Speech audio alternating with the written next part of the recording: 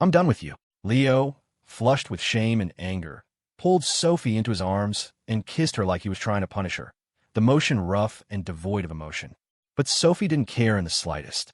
Her eyes were still shimmering with a greedy, satisfied light. For a girl as strong-willed as her, a prize won by force might not be sweet, but it would certainly quench her thirst. Just watching Leo's gradual surrender, this look of reluctant compromise, ignited a strange sense of conquest within her. Sharon, thinking Leo was asleep, stopped knocking. The sound of footsteps faded down the hall. She was probably leaving for work after breakfast. The moment Leo breathed a sigh of relief, a sharp pain erupted on the tip of his tongue, and the coppery taste of blood filled his mouth. "Shit, are you insane?" Leo yelped, shoving Sophie away in a panic. Sophie's face was flushed as she gazed at him, her beautiful, cute features fixed in a bewitching, foolish grin. She swallowed with satisfaction, then asked playfully, "Did that hurt?" "No shit, it hurt. You want me to bite you and see how you like it?" Leo was furious. He opened the front-facing camera on his phone and saw that the tip of his tongue was actually bleeding. "Okay." Sophie propped herself up on her hands, leaning forward to expose her pale neck. She stuck out her pink tongue, even using her right hand to pull her cheek back, widening her mouth. She looked at Leo with amusement, her voice muffled. "Come on, Leo. Get your revenge." The sight gave Leo pause. He'd seen that same obedient gesture from Eleanor before. But Eleanor's was a look of passive longing.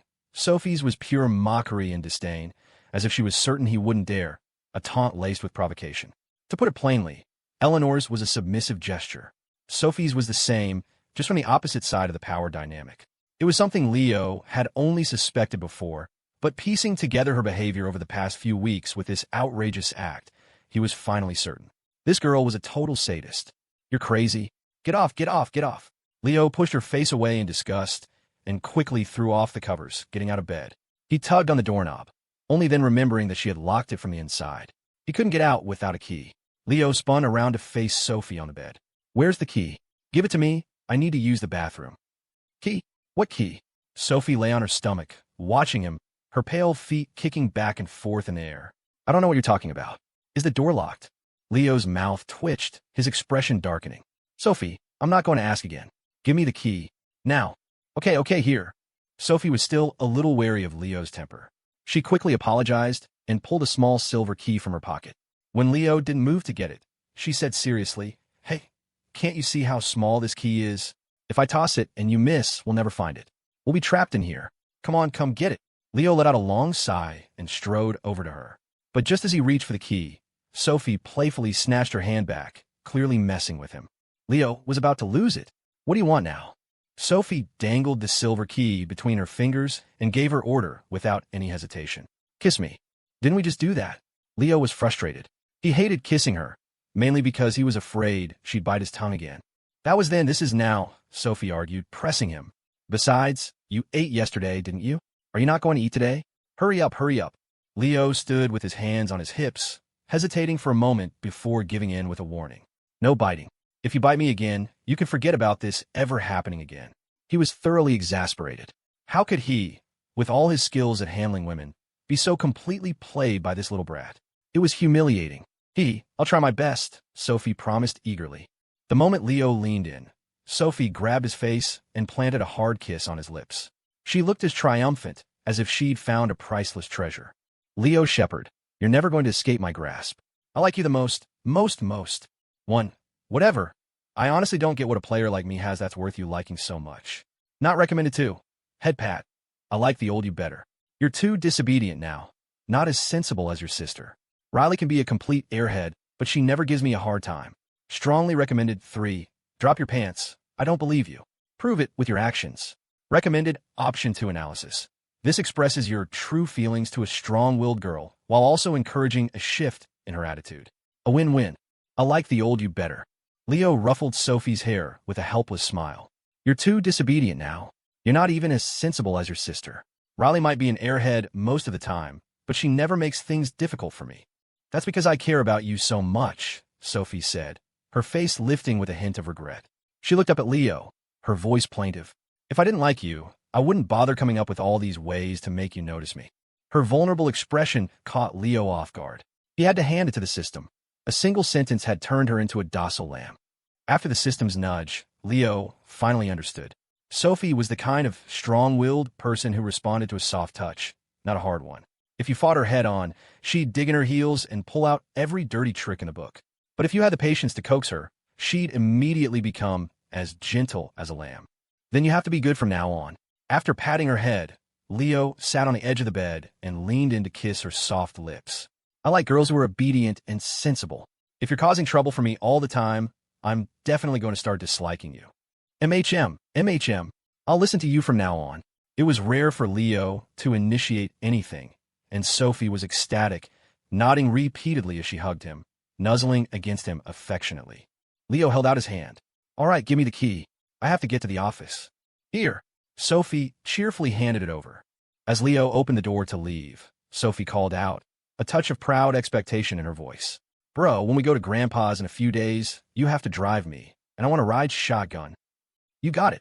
Thinking that Chloe wouldn't be there and Lily would be out of town, Leo indulgently agreed, pulling the door closed behind him. After he left, Sophie ecstatically hugged Leo's pillow, squeezing it tightly before kissing it like a madwoman, whispering to herself, even if he's not all mine, at least he's a little bit mine. After a period of juggling his time between the company and his girlfriends, on a bright and beautiful morning, Leo and Lily woke up early. They packed their bags, and with Grace in tow, drove straight to the airport. On the way to Idaho, little Grace Reed was the happiest of all. The thought of seeing her grandmother soon transformed the usually quiet and reserved girl. She became cheerful and talkative, chatting more than usual with Leo. An hour and a half later, the plane landed on time at Boise Airport. Grace, wearing a sun hat, couldn't wait. She grabbed her sister's hand and Leo's, pulling them toward the terminal, her normally sweet, clumsy steps picking up speed. The first time Leo had visited Lily's family, he had left a substantial amount of money with her cousin Ben. Ben had used it to buy 2 houses and a host of supplements specifically for the elderly for their grandmother. So this time, they didn't have to go through the hassle of multiple bus transfers followed by a 30-minute walk up a mountain road. Leo called an Uber, and after a 40-minute air-conditioned ride, they arrived at the entrance of an upscale residential community. From a distance, they could see Lily's cousin Ben and his wife, Maria, waiting for them. With the sun beating down, they hadn't let the old woman wait outside. The couple looked mostly the same, though Ben, who managed the family orchard, was a bit more tanned. Maria seemed to have filled out a little, looking more prosperous. It seemed the money Leo left had made a significant impact. In a world driven by material things, there was really no other way to fundamentally change someone's life besides money. Aunt Maria, I missed you so much.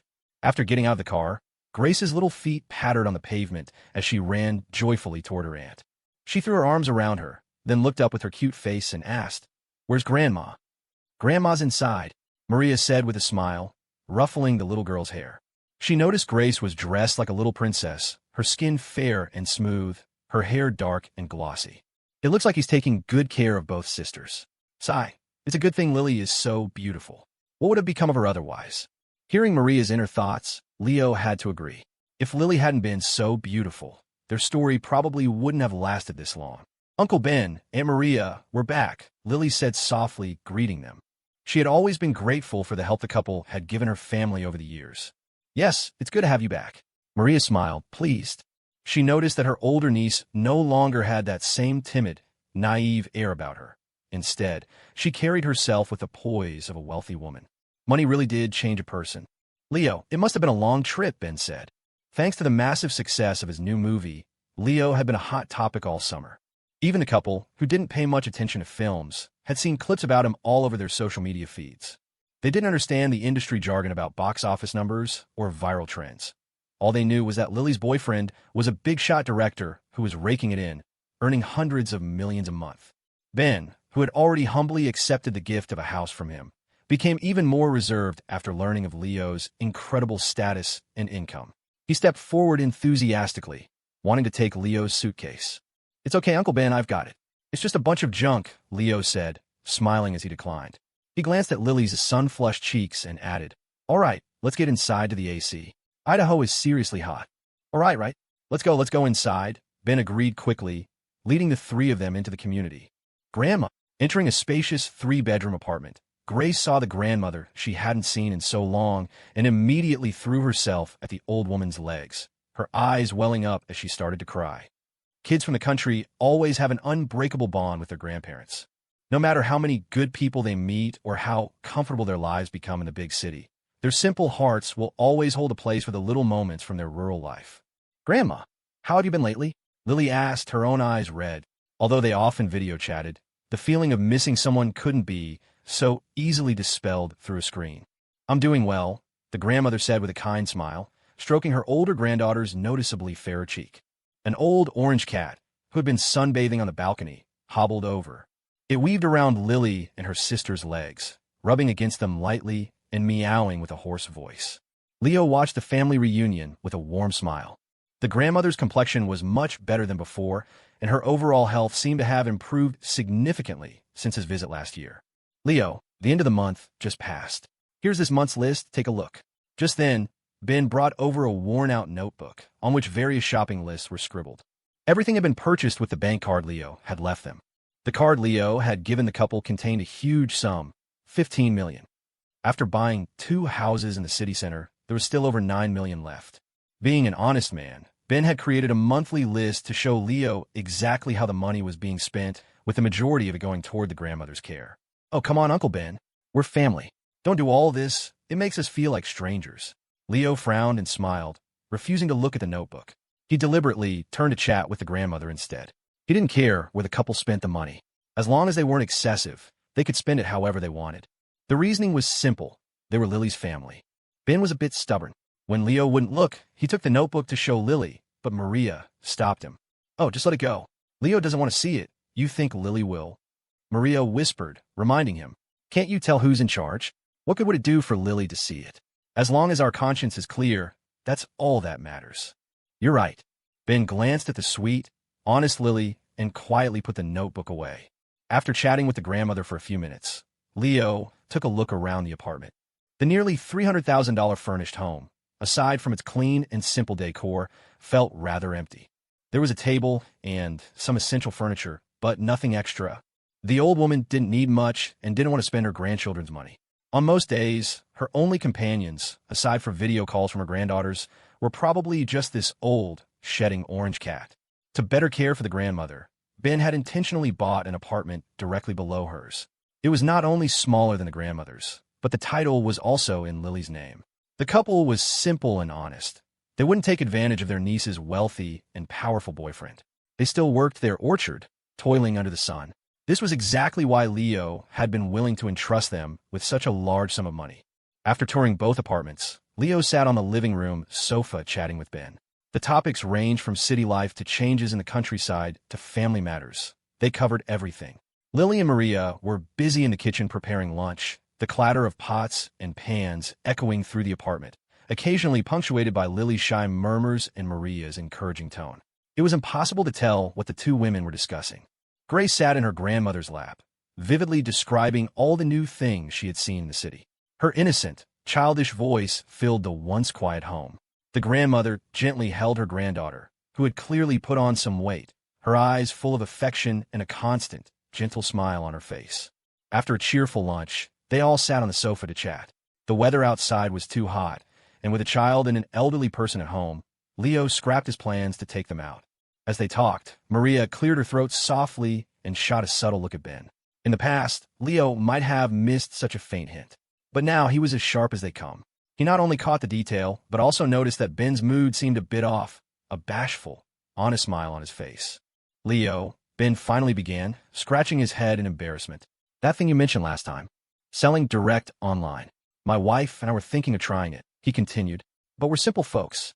We can scroll through social media, sure, but we can't figure out all that stuff you young people do." Having been an apple farmer for over a decade, Ben Carter's skills were top-notch. His orchard produced a large crop of big, sweet apples every year. Logically, a farmer like him should have been earning more each year, but he and his wife could still barely make ends meet. When the season was bad or distributors refused their crop or drove down prices, they were lucky to break even, let alone make a profit. Recently, Ben had learned that a farmer in the next town over was making a killing selling his apples directly to consumers online. He'd even watched one of their live streams. A host would shout enthusiastically, and hundreds of pounds of apples would sell out in just a few hours. The couple wanted to hire someone to help them do the same.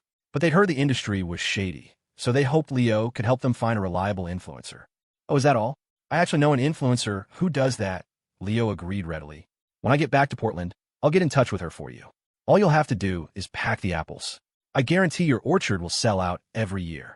Oh, thank you so much, Leo. We're really basking in Lily's good fortune to have you, Maria said, clapping her hands excitedly. Beside her, Lily blushed and shook her head shyly.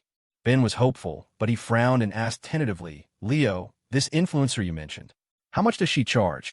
He'd done his research and knew that hiring an influencer wasn't cheap. The more followers they had, the higher the price. Hey, you don't need to worry about that. I've known her for a long time. It's no trouble at all, Leo said, waving his hand dismissively. Besides, Uncle Ben, we're family. Let's not always talk about money. It feels too formal. If you really want to give me something, just send me some apples. I want to taste the ones you grow, so the person helping you sell them can promote them with confidence. No problem. My wife and I have been growing apples for over a decade. I guarantee every single one is sickeningly sweet, Maria promised cheerfully. Ben, however, still had a frown on his face, feeling it wasn't right for Leo to solve such a big problem for them without getting anything in return. No, I can't let Leo help for free. Tonight, when I get home, I'll send him a few extra bags of apples. Does this family just have a silly gene? Leo glanced at Ben's honest expression, then at the sweet, goofy Lily beside him, and sighed, not knowing whether to laugh or cry. They chatted until after dinner. Once Ben and Maria left, Lily started making the bed, getting ready for the night. The old and the young have early bedtimes. The grandmother and Grace were already fast asleep. In the dead of night, only Lily and Leo were still up, tidying the house and talking quietly. Leo sat in a chair, shamelessly admiring Lily's figure. As his gaze landed on her beautiful, naive face, he teased her unexpectedly. Your cousin seems just as silly as you. He talks and acts just like you. He's not silly. Lily was on her knees, spreading a sheet on the bed. Hearing Leo's bad-mouthing of her uncle, she puffed her cheeks slightly, turning her head to retort before going back to expertly making the bed. Leo smiled.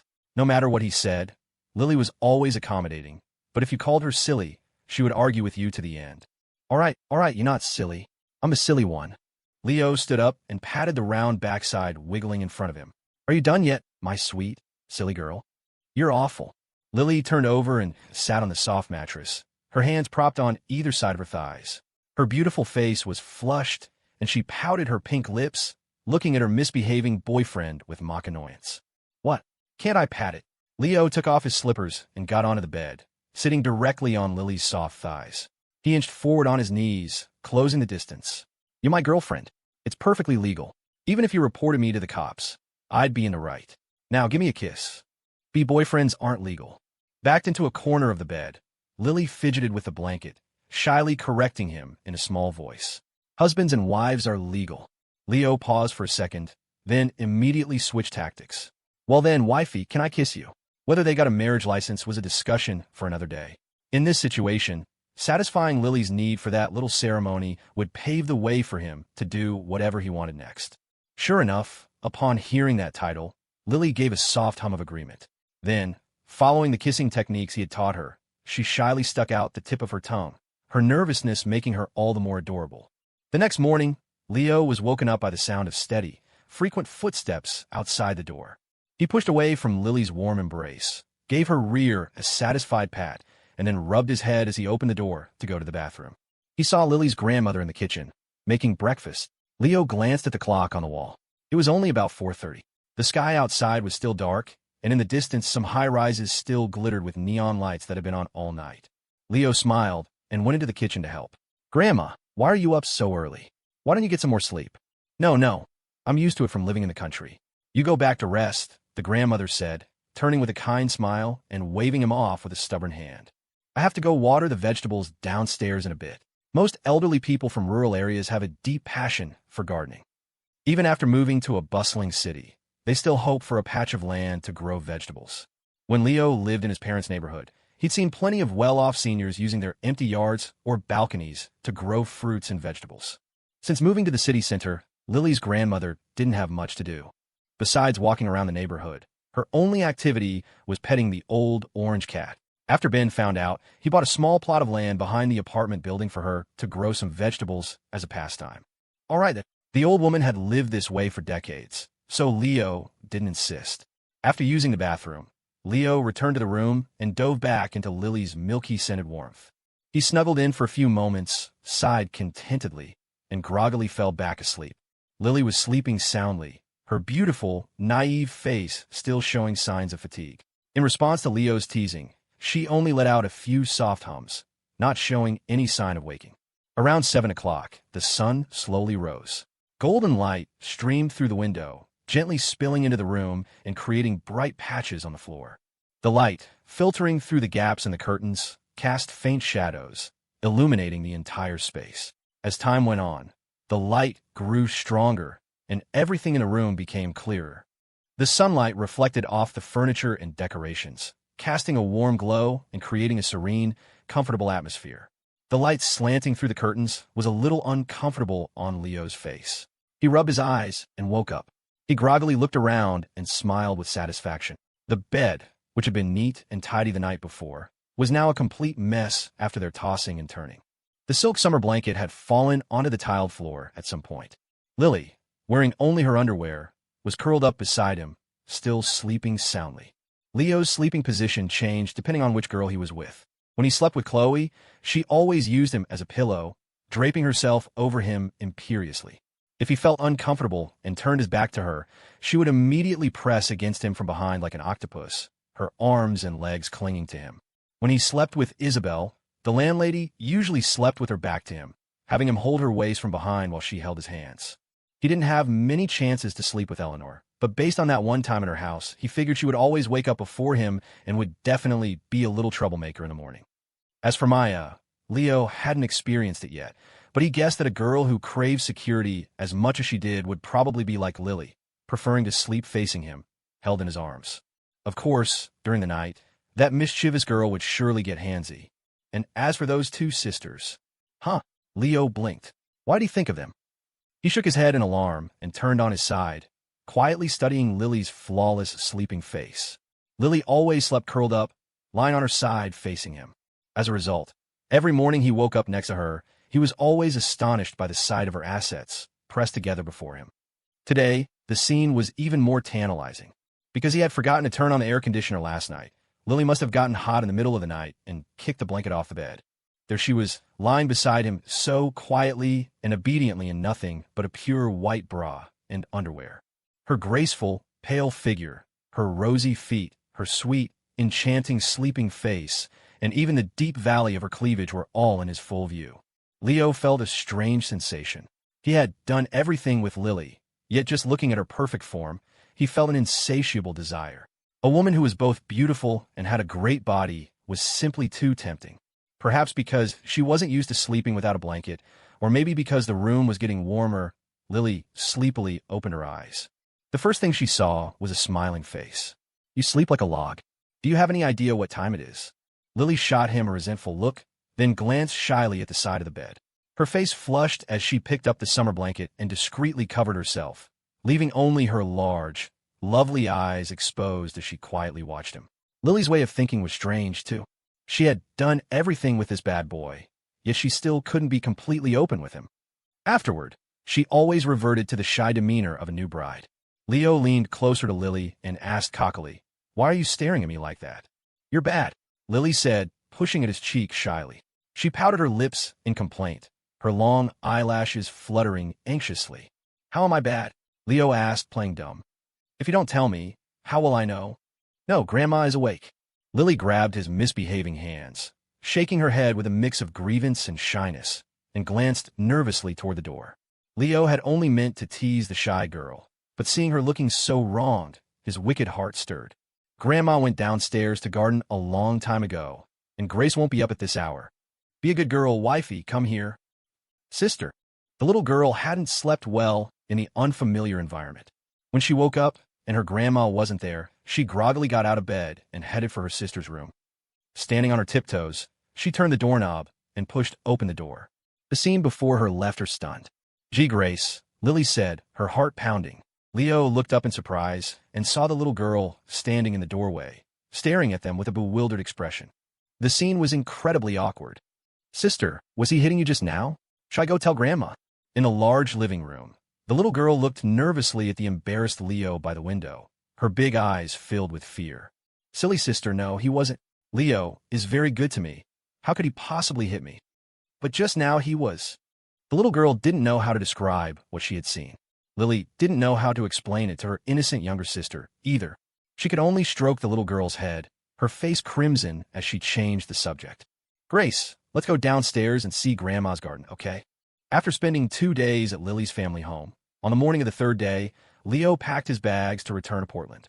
Leo had gone back to her hometown with Lily not just to keep her company, but also to see for himself that the old woman was being properly cared for.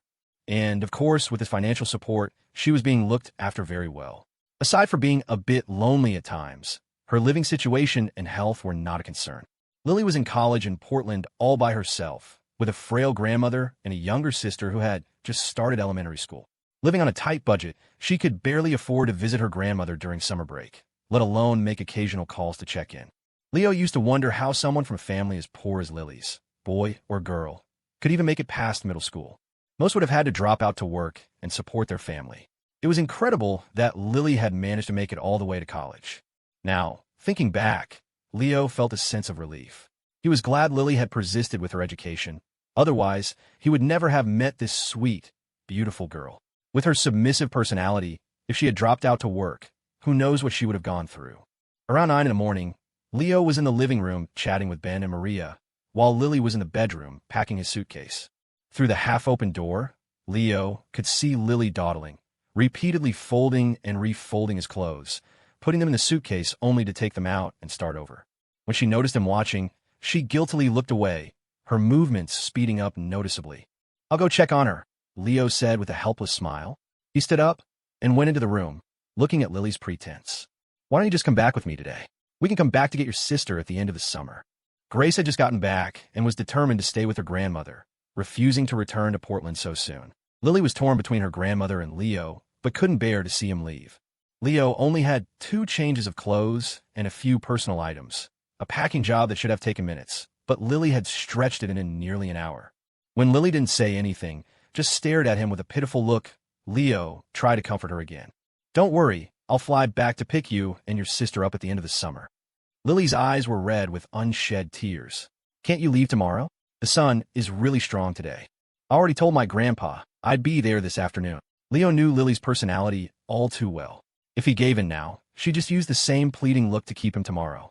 "But I don't want you to go," Lily whispered, her voice full of longing. Leo wrapped his arms around Lily's tall frame and comforted her softly. "Don't worry. If you miss me, just video call me. I'll even answer when I'm on the toilet." "You're terrible," Lily mumbled shyly, her hands resting lightly on his back. "Then you have to come get me soon." After a few minutes of quiet affection in the room, Leo finally emerged, pulling his suitcase. "Let's go, Uncle Ben." "Grace, come on." Lily quickly took her little sister's hand, ready to follow them to see Leo off. "No need. The sun is too strong," Leo said, shaking his head at the sisters. "You stay here with Grace and enjoy the AC. Then Grace, you stay here with Grandma, and I'll go see Leo off," Lily said, letting go of her sister's hand and moving to put on her shoes. "You stay here too," Leo insisted, waving his hand. "It's just an elevator ride. We don't need a whole farewell party." Lily froze, then said anxiously, "I just want to see you off." "There's no need. Be good. Stay here with Grandma," Leo said sternly.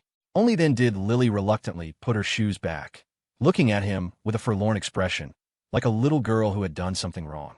Ben stood by, watching the young couple spat, opening his mouth but not knowing what to say. "Grandma, I'm leaving now. I'll come see you again next time," Leo called out to the grandmother in the kitchen before pulling his suitcase out the door, leaving with the hesitant Ben. As the sound of footsteps faded down the hallway, Lily finally broke down, her body trembling as she sobbed, wiping her tears with her sleeve. "Sister, don't cry," Grace said, watching her sister's tear-streaked face. She took her hand and gently shook it. As long as she could remember, Grace had never seen Lily cry. Whether they were hungry or sick, she had never seen her sister shed a single tear. In her heart, Lily had always been a strong sister who wasn't afraid of any hardship, just a little silly sometimes. But ever since her sister got together with Leo, Grace had seen her cry several times.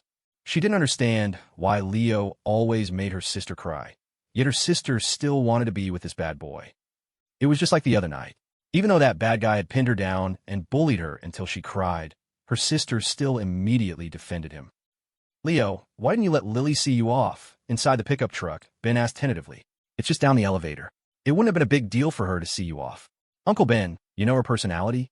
If I let her come downstairs, she'd definitely insist on coming to the airport with us," Leo said with a wry smile. "And believe me, once we got to the airport, I'd probably have to spend another half an hour coaxing her before she'd let me get on the plane." "Ah, that's probably true." Ben nodded in understanding. He knew his niece's indecisive nature. Sometimes a clean break was necessary. He glanced at Leo in the passenger seat, who was staring glumly out the window, and smiled with relief. It seemed his niece wasn't the only one who was sad. Leo, who had to make such a firm decision, was probably feeling even worse. As the pickup truck left the underground parking garage, the glaring, harsh sunlight flooded in. Leo put on his sunglasses and turned to look out the window, instinctively looking up at the apartment building where the silly girl was. He tilted his head back, silently counting the floors. Just then his eyes lit up, and he sat up straight. Around the floor where the grandmother's apartment was, Leo could faintly see a blurry figure standing by the window, holding a little girl's hand. But the building was too tall, and the sun was too blindingly bright. As good as his vision was, he couldn't see clearly. That had to be her, right? The plane landed on time at the Portland airport. Leo got into his BMW, which he'd left in long-term parking, and headed for Willow Creek Estates to pick up Eleanor. As he approached the heiress's mansion, Mark, the bodyguard who was always by her side, was in the middle of reprimanding several security guards at the gate. The large, imposing guards stood with their heads bowed, their faces red with embarrassment. When the BMW drew near, Mark's sharp eyes recognized it. He hesitated for a moment, then walked over and leaned down to speak to Leo in the driver's seat. "Mr. Shepard, Mr. and Mrs. Hayes are here today." Mark's tone was full of meaning. He held Leo's gaze for a few seconds before signaling the guards to open the gate. As Eleanor's bodyguard, Mark had seen plenty of their intimate interactions over the months. He saw everything but said nothing. He had two reasons for telling Leo that Eleanor's parents were home. First, it was a warning not to be too reckless, to show some respect in front of her parents. After all, Mark had witnessed Leo verbally tear into Eleanor. Second, Mark knew his young miss had feelings for this player of a director. He was telling Leo not to be too brazen inside, lest her parents catch on. Of course, it was probably a mix of both. Mark had been a bodyguard for over a decade and had seen his share of drama and conspiracies. A man of the world, he knew he couldn't be too obvious. There were too many factors at play that he couldn't get involved in. His warning was not just to protect Leo from being exposed, but also to protect his own future. Before being assigned to Eleanor, he had worked for Harrison Hayes for years. If Eleanor's situation came to light, he, as her guardian, would be implicated and would surely face Mr. Hayes' wrath. "Thanks," Leo said with a knowing smile, then stepped on the gas and drove toward the mansion. Following the housekeeper, Mrs. Davis's instructions, Leo parked in the massive garage and followed her into the grand, opulent house. In the living room, Harrison Hayes was sitting on the sofa, wearing reading glasses and looking at a newspaper, though his attention was clearly on his wife and daughter nearby. Catherine Hayes was sitting next to Eleanor, speaking to her earnestly, her face etched with anxiety.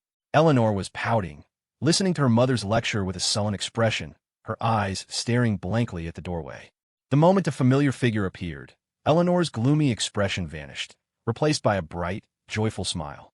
"Damn it, Leo, what took you so long?" Leo had texted Eleanor when he left Lily's, telling her he was coming to pick her up to go to his grandpa's. Eleanor had packed her bags, ready for a few days of fun, but then her parents had shown up, insisting on dragging her on another blind date. Ahem, traffic was bad, Leo said, his mouth twitching. He gave Harrison and Catherine an awkward look. "Uncle, Andy, hello. It's been a while." He hadn't seen the power couple of Portland since they parted ways at the hospital. The couple exchanged a look and smiled, nodding. "Leo, come sit." Harrison put down his newspaper, took off his reading glasses, and gestured with a friendly wave. He then called to the housekeeper, "Mrs.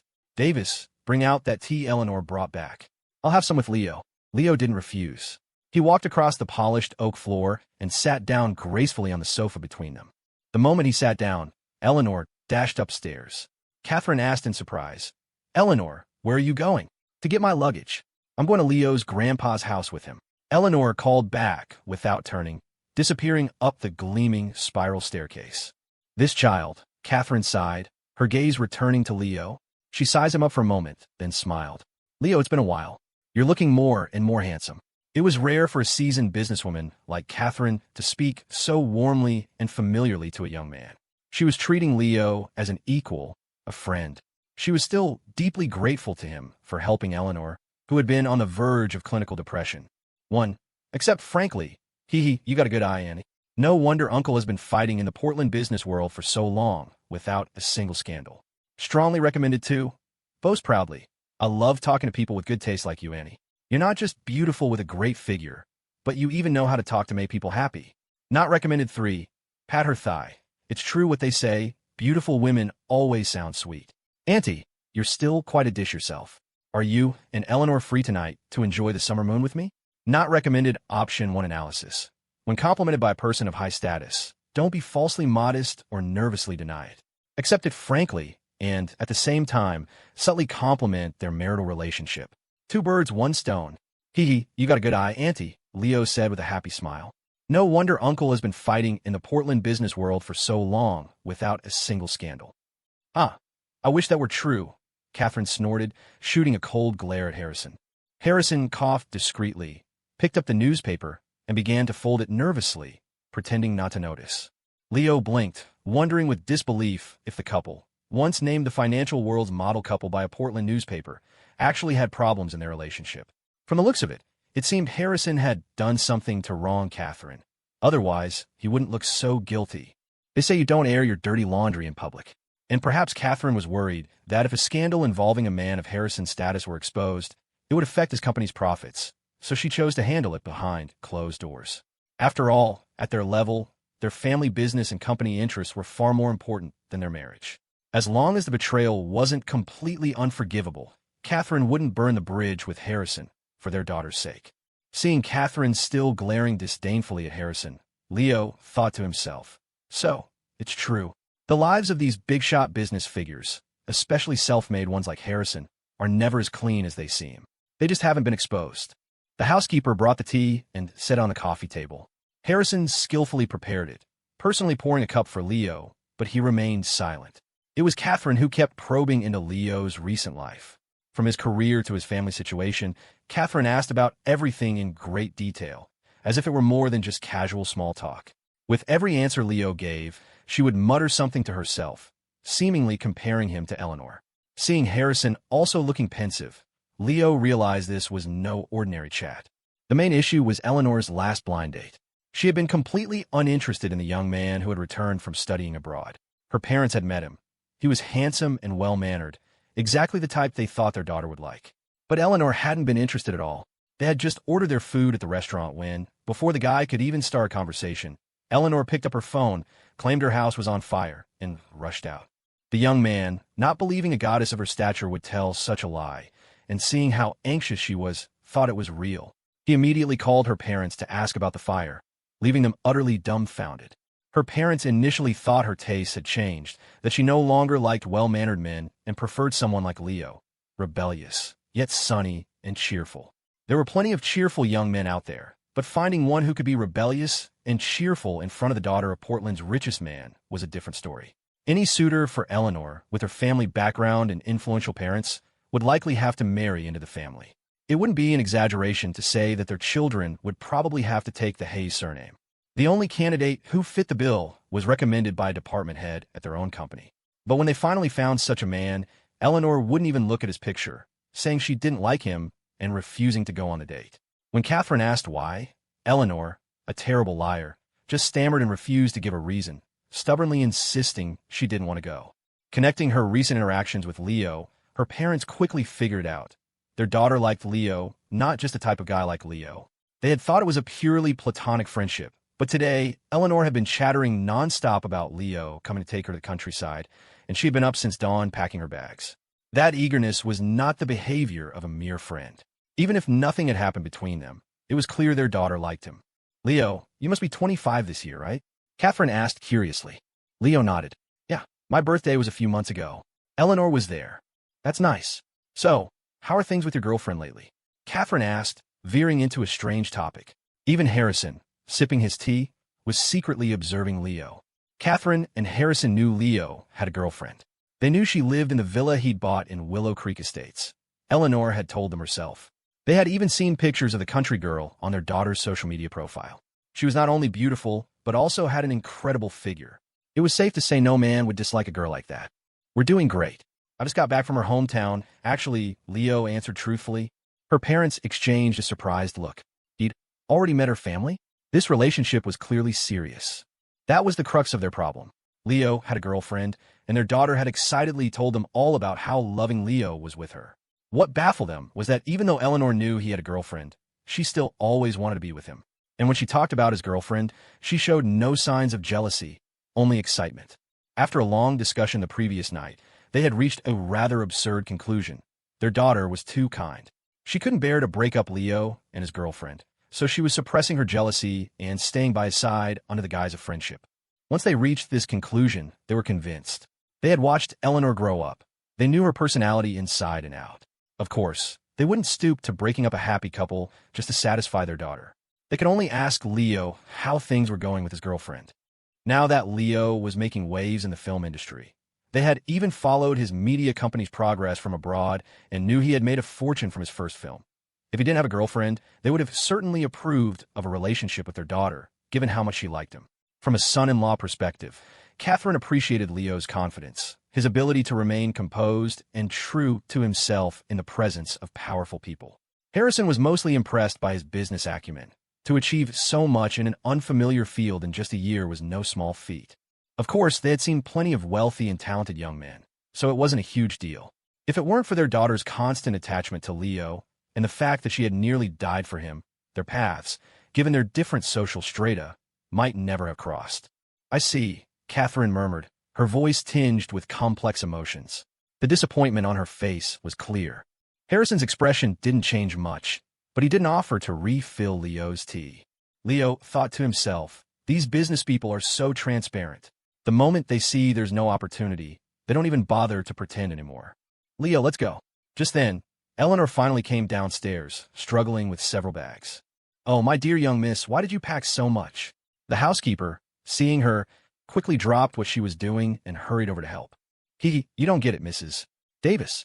This is all stuff I'll need in the country, Eleanor said triumphantly, then blinked curiously at Leo. What did you talk about with my parents? Tell me. You two be careful on the road, Harrison said with a smile before Leo could answer. Eleanor, if anything happens, remember to call me. Be safe. Harrison felt that since there was nothing between them, his daughter shouldn't know about their conversation, lest she get the wrong idea and resent him for meddling in her friendship with Leo. Nothing much, just catching up, Leo said tactfully, taking the suitcase from Eleanor. Uncle, Auntie, I'll visit again when I have time. All right, drive safely, Catherine said with a nod and a smile. She still quite liked the young man. At least he wasn't shy or timid. Few young people could meet that standard in her presence. I know. Bye, old man, bye, Mom.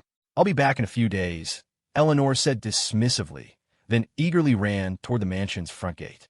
Watching the BMW disappear down the drive, Catherine sighed with a mix of helplessness and relief. She was relieved that her daughter was now acting like a normal person, that she no longer had to worry about her having suicidal thoughts. But she was helpless because, no matter how close her daughter got to Leo, it would always be a one-sided affair. Unless Lily and Leo broke up, there was no future for them.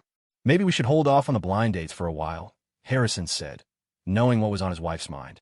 He put his arm around her shoulder to comfort her.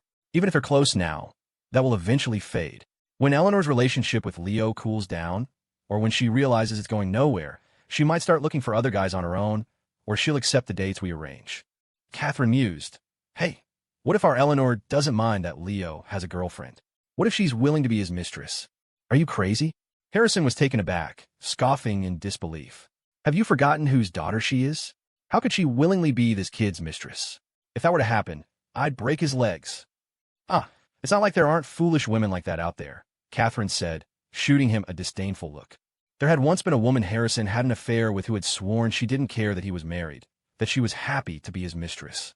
When Catherine caught them, the woman had shamelessly called her big sister, which had disgusted Catherine to no end.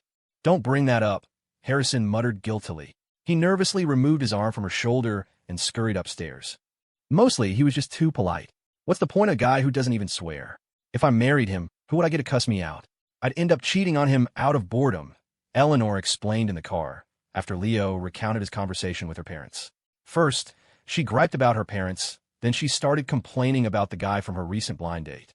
"Ha, you're insane." Leo couldn't help but laugh after hearing her rant. "What's wrong with a guy who doesn't swear? You have to find a man who will cuss you out, and you'll cheat if he doesn't? What kind of logic is that? Of course, this is about my future hobbies. Isn't marriage all about being happy? Why would I marry a guy who doesn't hit me or swear at me?" Eleanor said, crossing her arms seriously. Then, as if realizing something, she added, "And that's not even the main point." The guy kept peppering his sentences with English, trying to sound all sophisticated. "I can't stand guys like that who think they're so great." "Oh my God, you're killing me." Leo was laughing so hard his stomach hurt. He tightened his grip on the steering wheel to control the car, then added with anticipation, "If your parents try to set you up on another date, you have to let me know. I feel like it would be hilarious." "Forget it. The guys in my circle are all boring," Eleanor said, shaking her head with a dismissive pout. "Every single one of them is so prim and proper." They turned red after just a few words. "I don't like that." Leo was suddenly intrigued. "Hey, so what kind of guys do you like? Can you be specific?" Eleanor looked at Leo and thought for a moment before confessing matter-of-factly, "I like guys like you, lewd, shameless, and loves to swear." "What the hell? That's harsh." Leo protested. "Is that really how you see me? I'm about to cry here." "Yeah, it is. You admit you swear, right?" "I learned all my best curse words from you," Eleanor said, nodding earnestly as she began to tick off Leo's sins on her slender fingers. "And if you weren't lewd, would you have so many girlfriends? Plus, you're always being a shameless jerk and trying to scare me. Damn it, I just finally managed to forget that ghost story you told me." "All right, you've got a point," Leo said with a helpless smile, finding he had no rebuttal. "But I like you just the way you are, because it's interesting," Eleanor said with a gentle smile, lightly brushing back a strand of hair that had been tousled by the wind. Her eyes were filled with a deep, playful affection. "I feel like my boring life was missing the kind of fun that you shameless bastard, bring. Even if that fun is crude and foul, I love it. I don't care who tries to talk me out of it. Anyone who messes with my happiness is messing with me." Her voice was a mixture of deep, affectionate reliance and a fierce, assertive warning. After all, she had once been on the verge of slitting her wrists for him. Her words instantly shifted the boisterous atmosphere in the car to something more intimate and charged. The hum of the air conditioner became clearly audible. "Why the sudden sentimentality?" "That's not like you," Leo said, his eyes on the road ahead, a warm smile playing on his lips. Eleanor's personality and behavior might be weird and twisted, but when it came to their relationship, she made him feel incredibly secure. "But hearing you say that back, it actually does sound pretty interesting," Leo said, glancing at her with a suggestive look and nodding thoughtfully. "It's like a combination of poetry and profanity." "Yep, definitely sounds like someone who studied abroad." You think so?" Eleanor hummed triumphantly, then looked at him with pleading eyes. "Leo, what about you? I want to know what kind of girl you like. Be specific." 1. I prefer mature, sophisticated women. They know how to take care of a man and don't put too much pressure on me. Not recommended 2. I like bad girls who are looking for excitement. After all, we're young. If we don't live it up now, we'll be too old to have fun later. Not recommended 3. It depends. I'm pretty flexible. But when I'm with you, I prefer a shameless brat like you who takes whatever I dish out and doesn't fight back. Strongly recommended option 3 analysis. When a girl who likes you asks what kind of girl you like, no matter how you answer, just make sure to include qualities she possesses. This method is foolproof. It depends. I'm flexible, Leo said, resting his hand on Eleanor's soft thigh and murmuring contentedly. But when I'm with you, I prefer a shameless brat like you who takes whatever I dish out and doesn't fight back. Damn it, Leo, you're too smooth, Eleanor said, clamping her thighs around his hand, her face lit up with a joyful smile. You always know how to make me so happy. Being played by you for the rest of my life is truly a blessing. Leo was speechless. P.S. One more chapter tonight, it'll be late. Back to a regular schedule. Leo drove to his apartment complex where the two sisters were waiting, each with 2 suitcases, by the security booth, sheltering from the scorching sun in the air conditioning. Sophie looked as sweet and well-behaved as ever, chatting with the security guard and making him laugh. Riley, meanwhile, was sitting beside her, tapping furiously on her phone, likely playing some mobile game. Her skin seemed to have gotten a few shades darker, probably from playing basketball outside in the sun. The sisters could have gone back with their parents that morning, but they insisted on waiting for Leo, so they let their parents leave first. Leo honked the horn. The sisters immediately turned their heads, their faces breaking into happy smiles as they hurried over, dragging their suitcases. Eleanor. Riley ran excitedly to the passenger side to greet her. Long time no see. Where have you been off to lately? When Riley first learned that Eleanor was the daughter of Portland's richest man, she had been a bit intimidated. But after spending more time with her, she realized Eleanor had none of the arrogance of a rich person. She was just a lively, cheerful big sister. Not only that, but Eleanor had traveled all over the world and was fluent in several languages. This was incredibly appealing to Riley, who had always dreamed of traveling the world. She often spent hours chatting with Eleanor online. I've been teaching students. Where would I go? Eleanor said with a bright smile. If your brother hadn't offered to take me to your grandpa's, I wouldn't have known what to do with my time. Of Leo's two sisters, Eleanor had always preferred the cheerful older one, Riley. She felt like a female version of Leo, sunny and outgoing, just without the swearing. As for Sophie, Eleanor always felt the girl was too calculating. She didn't particularly like her, but she didn't dislike her either. Oh, really? Riley looked suspiciously at Leo in the driver's seat. Were they a little too close? Why was it that the moment Leo called, Eleanor could drop everything to go with him to the countryside? Did this old man play Eleanor too? All right, can we chat in the car? Can't you see how hot it is? If you get any tanner, I won't be able to see you, Leo said, hearing Riley's inner thoughts. He didn't care. Even if she figured out, he could just smooth things over. What do you know? This is a healthy tan, Riley said, shaking her fist at him in a mock threat before happily hopping into the back seat. Sophie dragged her suitcase over and glanced at Eleanor in the passenger seat. Her happy smile instantly faded, and she looked at Leo with a hint of jealousy. Bro, didn't you promise me? Leo blinked, then remembered he had promised her at the hospital that she could ride shotgun on the way to their grandpa's. But now, he had figured out her personality. He decisively took off his own sunglasses and put them on her, then gently stroked her pale cheek and coaxed her softly. Be good. You can sit here on the way back. The sun is too strong in the front. You'll get a tan, and your big brother will feel bad. Sit in the back and enjoy the AC. Okay, then, Sophie was easily won over. But before she left with her suitcase, she leaned close to Leo and teased him. Bro, maybe you should buy a minivan next time, so no one gets left without a seat. What are you talking about? A guy like me buying a minivan? Go put your luggage away, Leo said, feigning innocence. Bad brother. Sophie snorted playfully, poked his nose, and then dragged her suitcase toward the trunk. Watching Sophie's petite, pale figure in the rearview mirror, Leo secretly grumbled to himself. If I were going to buy something bigger, it'd be a stretched Lincoln, not a minivan. How lame. The drive from the city center to Leo's grandfather's house was just over an hour. After some light chatter, the BMW passed through a vast expanse of green tea fields and soon arrived at Grandpa Shepherd's ancestral home. Leo's parents, along with his grandparents and a few familiar-looking relatives, were already waiting at the gate of the large courtyard. Grandma. As soon as the car stopped, the sisters threw open their doors and ran toward the two elderly figures. They had also lived with their grandparents for a time when they were young, and, after not seeing them for so long, they missed them dearly. Oh, our sweet girls. The two elders hugged one each, their weathered faces breaking into wide, gratified smiles. The greatest wish of all elderly people is to have their children and grandchildren around them, to enjoy the happiness of family. Grandpa and Grandma Shepherd were no different. Seeing their lovely, grown-up granddaughters and their tall, sturdy grandson, they couldn't have been happier. After parking the car, Leo brought over some health supplements he had bought on the way and handed them to his grandfather, then turned to his father with a frown. Dad, it's so hot out here. Couldn't you have let them wait inside with the AC? It's not like we don't know how to get here. Despite the complaining tone, David Shepherd just smiled and didn't say anything in rebuttal. It's okay, dear grandson. Your grandpa and I aren't afraid of the sun. We were just out in the tea fields this morning, his grandmother said, waving her hand dismissively. She looked her grandson up and down with delight, even giving his wrist a squeeze. Oh my, you feel thinner. You were much sturdier during the holidays. No, Grandma, I gained a few pounds.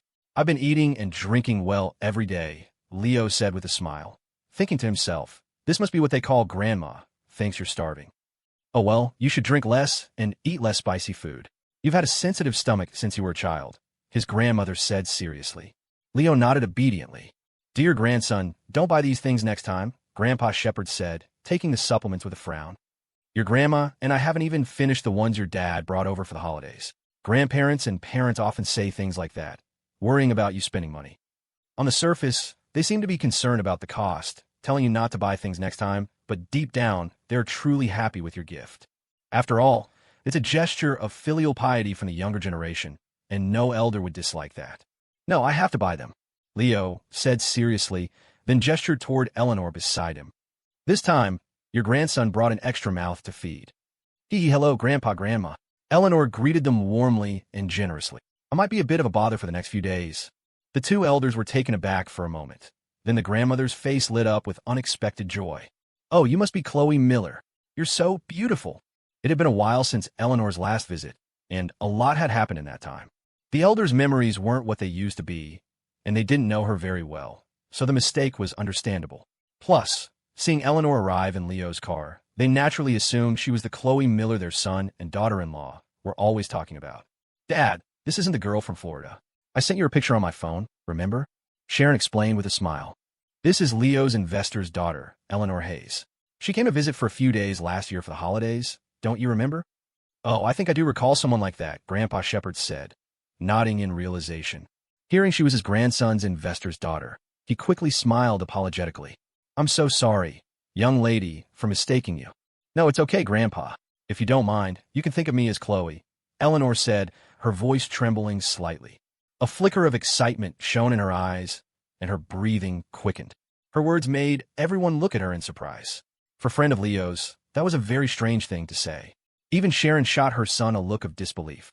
This rotten kid, is this for real? Isn't this his investor's daughter? Right, well, let's all get inside.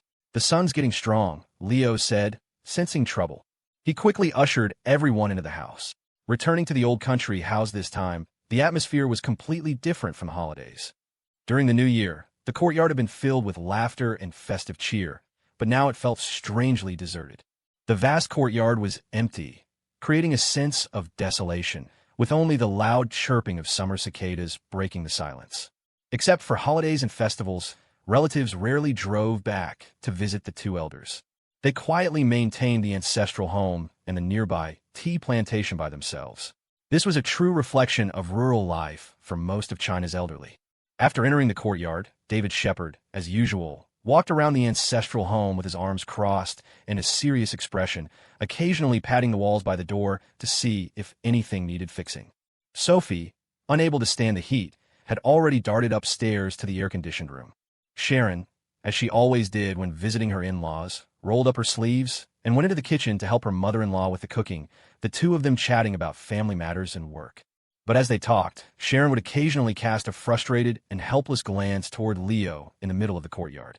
As for the grandmother, her expression was one of surprise mixed with a hint of excitement. Leo didn't even have to guess. They were definitely talking about his messy love life. In stark contrast to Leo's glum mood, Eleanor was lounging on a wicker rocking chair, her slender legs in casual pants crossed at the ankles. She fanned herself slowly with a palm leaf fan, looking utterly content. Eleanor traced a line down Leo's cheek with a slender finger and lazily commanded, Leo, my dear boy, if you have nothing better to do, come give your queen a leg massage. Massage my ass. Leo couldn't help but laugh, reaching out to pinch her soft cheek. He thought to himself, if it weren't for your little slip-up just now, the two in the kitchen wouldn't be talking about me. Damn it, you're so annoying. Eleanor giggled, shaking her head to free herself from his grasp and giving him a playful glare. You used to stuff things in my mouth. What? Are you all better now? Leo was speechless. Old man, Grandpa, says there's a watermelon in the well. Riley ran out of the house, jumped down from the stone platform in front of Leo, and said expectantly, Let's go get it. I'm hungry. There's a watermelon in the well? Eleanor sat up abruptly, her curiosity piqued. How is that possible? Is this some special Chinese rural farming technique? No, it's a special Chinese technique, Leo interrupted deadpan. No soil, no fertilizer. You just toss the watermelon seeds into the well, recite a few mysterious incantations, and a watermelon grows. Really? Eleanor was about to believe him until she saw Riley trying to stifle her laughter. She immediately knew Leo was messing with her and smacked his arm with a loud thwack. Damn it, Leo, you're always tricking me. Ow, damn it, that really hurt, Leo yelped, pulling his arm back. He grinned and grabbed her wrist, ready to teach her a lesson. Haha, no, don't. Eleanor curled up on the rocking chair, laughing, and called to Riley for backup. Riley, help. Your brother's trying to beat me up. Old man, don't you dare bully my friend Eleanor. Riley quickly wrapped her arms around Leo's neck from behind in a verbal warning. Oh, so you got backup now. And so, the three of them were soon running around the large courtyard, chasing each other like children. So childish, Sophie muttered from the second-floor window, propping her chin on her hand as she watched the three of them playing, not knowing whether to laugh or cry. After their chase, all three were covered in sweat. Eleanor, not being particularly athletic, was flushed, her forehead dotted with tiny beads of perspiration. Leo led the two girls to a well in the back of the courtyard to get the watermelon. This was a rural tradition, placing a watermelon in the well for a few hours to chill it. It was even more effective than a refrigerator, making the watermelon extra refreshing. The well had been there since Leo was a child living there, and surprisingly, after more than a decade, the water had not dried up and was still crystal clear. Eleanor eagerly peered over the edge of the well. Several round, green watermelons were floating on the surface, and there were even crabs and small fish swimming around inside. Leo, look, there are fish in the well. Wow, and crabs. That's so cool. Looks like they're chilled enough, Leo said. He and Riley were used to Eleanor's way of talking. Riley picked up a bucket tied to a rope from the side of the well and handed it to Leo. Here, old man, get a big one. Seeing Eleanor's eager expression, Leo handed her the bucket. You want to give it a try? Hee. I was waiting for you to say that. Watch this. Eleanor took the bucket without hesitation and, after aiming for a while, tossed it into the well. Eleanor had never even washed a dish at home, and retrieving a watermelon from a well was a skill. After struggling for a long time, she still couldn't get the watermelon into the bucket. She stomped her feet in frustration and looked at Leo impatiently. Leo, help me. You're all talk and no game. Leo came up behind her, took her hands in his and guided her, showing her how to scoop the watermelon into the bucket. Eleanor's attention was completely focused on the watermelon in the well. And since she and Leo had already done everything, she was used to every part of his body. She felt no shyness from his touch and, in her concentration, completely forgot about Riley standing right beside them. The shameless intimacy between them made Riley, standing just a few feet away, stare in disbelief. Riley tended to be a little slow on the uptake. While Sophie and even his mom, Sharon, had already figured out something was going on between Eleanor and Leo, she still believed they were just innocent friends, or maybe had a simple boss-employee relationship.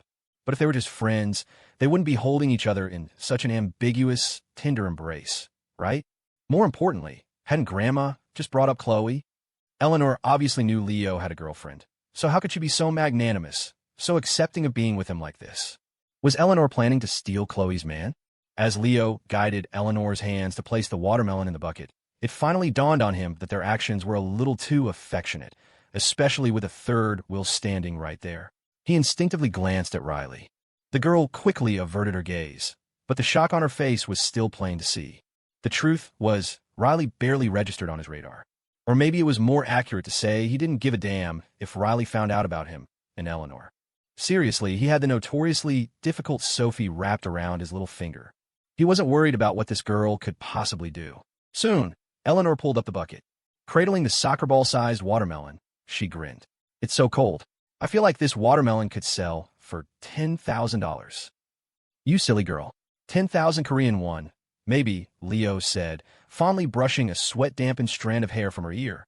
He turned to Riley, deliberately using her childhood nickname. Come on, Riley, let's go cut this thing up. Oh, okay, Riley mumbled, her face flushing. She puffed out her cheeks slightly, her gaze a mixture of curiosity and a hint of jealousy as she watched Leo. You old man, she thought. 1 second you're flirting with Eleanor, the next you're trying to sweet-talk me. Seriously, what is the deal with Eleanor and the old man? If they're really a couple, does she actually want to steal Chloe's boyfriend? Damn it, what a player. Listening to Riley's silent, running commentary, the three of them finally carried the chilled watermelon back to the courtyard. After their grandmother sliced it up, Eleanor, as the guest, was given the largest piece. She eagerly took it, snapped a photo for her social media profile, and then parted her thin, cherry-pink lips. Her 2 rows of perfect, pearly teeth sank into the cold, crisp red fruit. Sharon, David, and the 2 sisters all sat with their own slices in the shade, watching this high-society girl go native with a sense of warm amusement. Eleanor's cheerful personality was infectious. Even Sophie found her interesting, though that was as far as it went. Coupled with her status as the daughter of the city's wealthiest man, everyone's attention was naturally drawn to her. It was like watching a famous celebrity on a reality show, experiencing life in the country. Eleanor had barely chewed a few times when her bright eyes widened in shock. She looked at Leo, incredulous. Holy shit, Leo. The watermelon tastes like garlic. Haha, a garlic taste is perfectly normal, Leo laughed heartily. That's a special feature of the countryside. You can't get that anywhere else. Eleanor tilted her head cutely, thinking Leo was messing with her. She stretched out her long, pale neck and, without hesitation, took a bite of the watermelon slice in Leo's hand. This one has a garlic taste, too. Okay, then we're good, she said, chewing with satisfaction before returning to her own slice. Shit, why doesn't she ever read the room? Leo felt his parents' gazes lock onto him. He sat up straighter, swallowed hard, and shifted on his little stool, pretending he hadn't seen them. Oh dear. David, did you bring your blood pressure medication? Mine's spiking a little, Sharon said, clutching her chest as she looked at her far too successful son. She had thought Leo would be content with just Lily Reed. She never expected an Eleanor to pop up. Eleanor was the daughter of Portland's richest man. Riley had bragged about it to her before. At first, Sharon had been skeptical, thinking Leo couldn't possibly be that much of a scumbag. But Eleanor's action, just now, was irrefutable proof. Even close friends wouldn't do something that intimate, especially knowing he already had a girlfriend. And from the casual way Eleanor did it, their private relationship had to be far from simple. The watermelon in Leo's hand was a mangled mess, something you'd toss in a pigsty, and even the pigs would turn their noses up at. Yet Eleanor leaned over and took a bite without a trace of disgust. What baffled everyone was that Eleanor definitely knew Leo had a girlfriend. She had probably even met Chloe or Lily. Given her status and background, why would she knowingly walk into this? The most terrifying part was, what if her parents found out their daughter was being played by some scumbag? Wouldn't they use every resource at their disposal to crush a couple of ordinary folks like them? David Shepard was just as stressed, staring at Leo with a look of profound disappointment. Wasn't it supposed to be just Lily Reed? How did an Eleanor Hayes suddenly materialize? Would there be an Eleanor 2 next? An Eleanor 3? And the most critical part, the kid's taste was ridiculously high.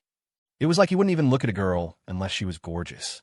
Eleanor was, without a doubt, the most stunning of all of Leo's girlfriends. Even the bewitching Shepard sisters had to concede defeat in her presence. When Leo had brought her over for the holidays, David himself had been floored by her beauty and had even felt a little relieved, thinking a girl that beautiful would never fall for his son. Who would have thought that in such a short time, their relationship would have progressed to the point of sharing a single piece of watermelon? I'm done. I'm not getting involved anymore, David said, throwing his hands up in surrender. From now on, if he brings another girl home for us to meet, we'll just tell her we're not his real parents. It's not our call to make. He had decided on a new strategy, deflect. Let him take his girls to meet Connor Sterling. If we can't handle it, let Connor handle it. For once, Sharon, who was usually fiercely possessive when it came to Leo, found herself in rare agreement. That makes sense. Let's do that. See, Sophie? I wasn't lying, was I? The old man really does have something going on with Eleanor. Just now, by the well, they were hugging right in front of me. I saw it with my own eyes. Listening to her sister's hysterical tattling, Sophie just swung her feet nonchalantly, taking another delicious bite of her watermelon. After a moment, she finished her slice and turned to the deadly serious Riley, flashing a sweet smile. What's the big deal? I've known for a while. After finishing the watermelon, Leo and the others, with nothing better to do, grabbed some tools and decided to follow their grandmother to the vineyard to pick some tea leaf for brewing. Sophie wanted to go, but one look at the scorching sun was enough to change her mind. Hating the heat, she opted to stay in the air-conditioned house. Riley was supposed to go too, but Sharon mysteriously kept her behind to help prepare dinner. So, it ended up being just Leo and Eleanor, following their grandmother to the fields. As the three of them left the family home, the sun was beginning its slow descent, casting a brilliant golden glow over the landscape, draping the world in a shimmering veil. The distant rows of grapevines were bathed in the same golden sunset, creating a scene of radiant warmth. The vines stood in neat lines, like a green army, their tender leaves rustling in the gentle breeze, as if paying homage to the setting sun. They walked along a narrow, shaded path next to a clear, gurgling creek. The water splashed against the stones, making a crisp, pleasant sound. To their left stretched the vast, endless vineyard. Do I miss you? Do I love you? Will I be a fool for you? My answer is yes. Without a doubt, it's true. Having grown up in a concrete jungle, Eleanor had only ever seen landscapes like this on television or in books. Today, she was practically bursting with excitement, a ball of boundless energy from the moment they'd stepped outside. She wore a tan straw hat to shield her from the sun and held a small pruning knife. Strutting with a confident swagger at the front of their little procession, she belted out the lyrics to a ridiculously cheesy old country song. "What's with all that chirping? Who are you cussing out now?" "My grandma's right behind us," Leo said, walking behind her. He didn't recognize the song and assumed she was either cursing someone out again or singing something vulgar. He reached out and tapped her on the head. "I'm not. I'm singing," Eleanor protested, rubbing her head. She turned to face him, walking backward as she raised her slender fingers, swaying them left and right as if keeping time. She pointed at Leo as she sang, occasionally giving him a cute, flirtatious wink. "Rose is red, violet's blue. What's my favorite flower? It's you, my darling. You hold all the power. A pinch is a kiss, a smack is a hug. So lay all your troubles on me, my love bug.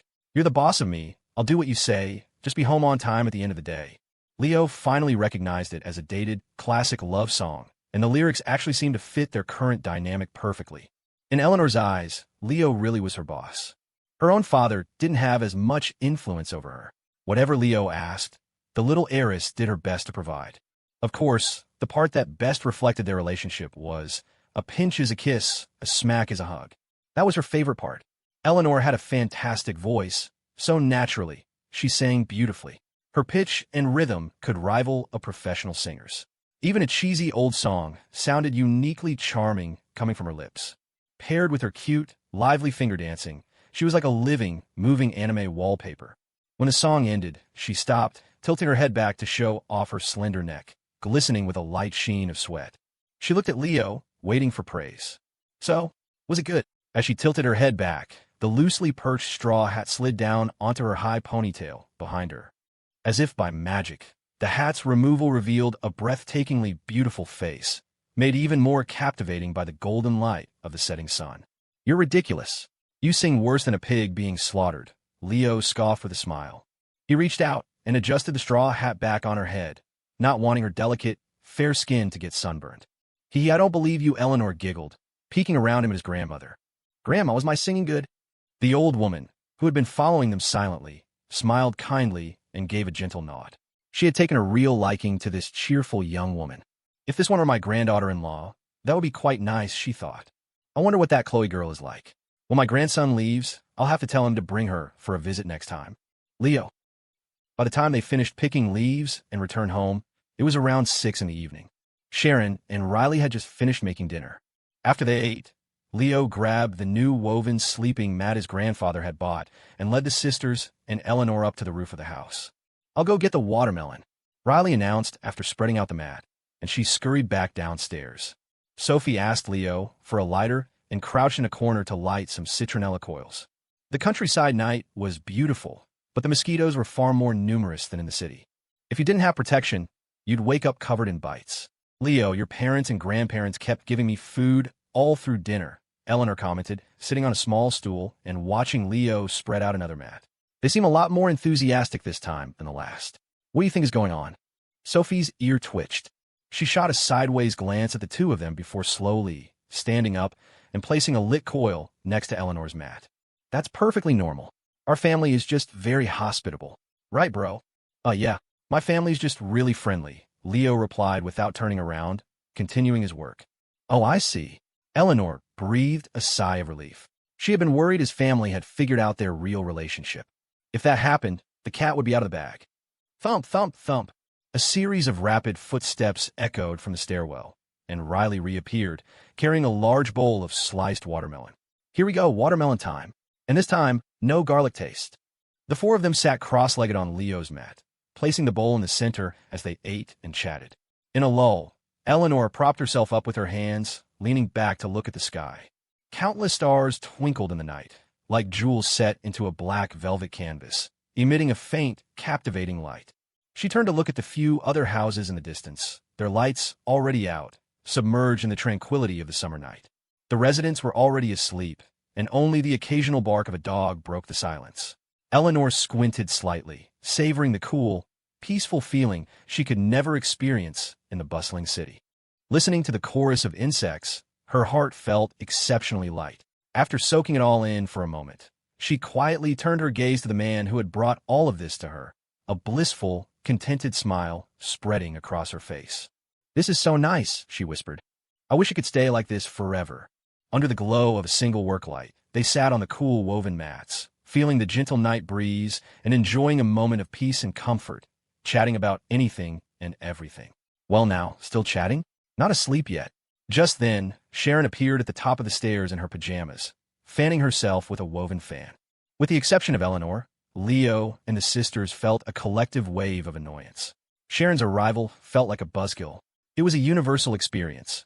Whenever a parent crashed a gathering of young people, even the most lively group would tense up, and the pleasant atmosphere would curdle. "Mom, it's late. Why don't you and Dad go to bed? Why do you have to butt into our generation's business?" Leo grumbled, which earned him a swift, merciless slap on the arm from his mother. "You brat. Your mom is only in her early 40s. What do you mean I can't join in?" Sharon shot him a glare. Then her expression changed in an instant, becoming as warm and approachable as a doting mother-in-law as she looked at Eleanor. "Eleanor, is the mat comfortable enough? If anything's not right, you have to tell me." With his mom there, Leo lost all interest in talking. He rubbed his stinging arm and prepared to move to his own mat to sleep. "Ha, it's very comfortable," Auntie, Eleanor said, covering her mouth to stifle a giggle at Leo's predicament. "The hell you laughing at?" As Leo got up to go to his mat, he showed no mercy, giving her soft cheek a light, painless pinch. Eleanor puffed out her cheeks and swatted back, but Leo dodged her. Annoyed, she put on a hurt expression, clutching her cheek and tattling to Sharon. "Auntie, Leo hit me. It hurts. Oh my, let me see." Sharon, full of concern, turned on her phone's flashlight.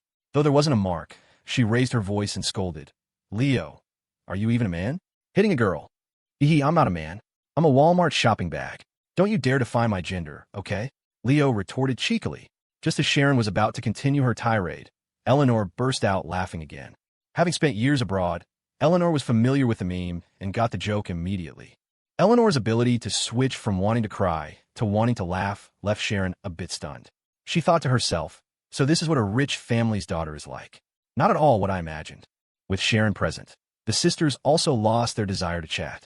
They went to their respective mats, scrolled through TikTok for a few minutes, and fell asleep. Sharon had come up specifically to ask Eleanor about her relationship with her son. Now that the sisters were asleep, she intended to get to the bottom of it. Leo, also scrolling on his phone, sensed that his mother had come prepared. He quietly lowered the volume on his video and perked up his ears. "Eleanor, you're just so beautiful," Sharon began with a smiling compliment, though her smile was tinged with caution. After all, this was the daughter of Portland's wealthiest man. She remembered when Lily Reed had first visited. She had praised her while patting her hand, treating her exactly like a future daughter-in-law. Sharon didn't dare get so hands-on with Eleanor, terrified she might accidentally mar her flawless skin. I know, Annie," Eleanor replied matter-of-factly, leaving Sharon completely flummoxed. "Is she showing off? But it doesn't seem like it." Sharon gave an awkward laugh and changed the subject. "So, when did you and my Leo meet?" Eleanor tried hard to remember the name of the social app. Then her eyes lit up. "We met on a hookup app." "What?" Sharon was aghast. Leo nearly jumped out of his skin and scrambled to correct her. "Mom, it was a normal social app. She just got back from overseas. She doesn't understand a lot of things here. She just repeats what she hears." "Leo, didn't you tell me that app was for lonely housewives too?" "Shut up." Leo waved his hands frantically, then forced a nervous smile. "Mom, it's almost 3 in the morning. You should go to bed. What is there to talk to her about?"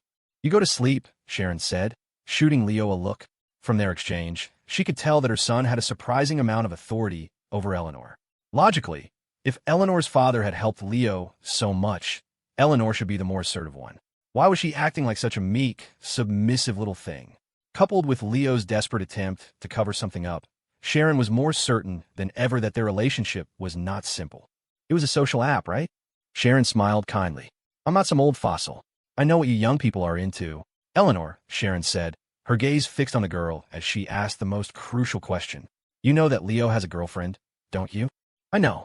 We've met several times. We've even had dinner together." Eleanor nodded calmly. "You've all had dinner together?" Sharon frowned, in confusion. Could it be that David and I were overthinking things? Are she and my wayward son really just friends? Otherwise, how could she have dinner with Chloe? knowing she's Leo's girlfriend. But Eleanor's behavior with Leo today had been far from normal. It couldn't be explained away by simple friendship. There was definitely something illicit going on between them. Sharon went straight for the jugular. Eleanor, tell me the truth. Are you and Leo dating? Eleanor's face turned red. She shyly shook her head and mumbled in a tiny voice, No, Annie, we're just regular friends. Damn it, could you at least try to be convincing when you deny it? Anyone can see you're with me. Leo, watching from the sidelines, was so frustrated he clenched his fists. So it's true. Looking at the bashful girl before her, Sharon glanced at Leo with a complicated expression. She hesitated for a long moment before finally pointing at him and saying sternly, Eleanor, I'm going to be honest with you. This son of mine is very disobedient. He's also extremely irresponsible when it comes to relationships. He's been two-timing behind our backs. He's a complete and utter player. Don't you even think about being with him. If you fall into his trap, he'll zip up his pants and pretend he doesn't know you. He'll kick you to the curb in a heartbeat. Really? Eleanor's head shot up, her sparkling eyes shining with unmistakable, excited anticipation. Sharon? ?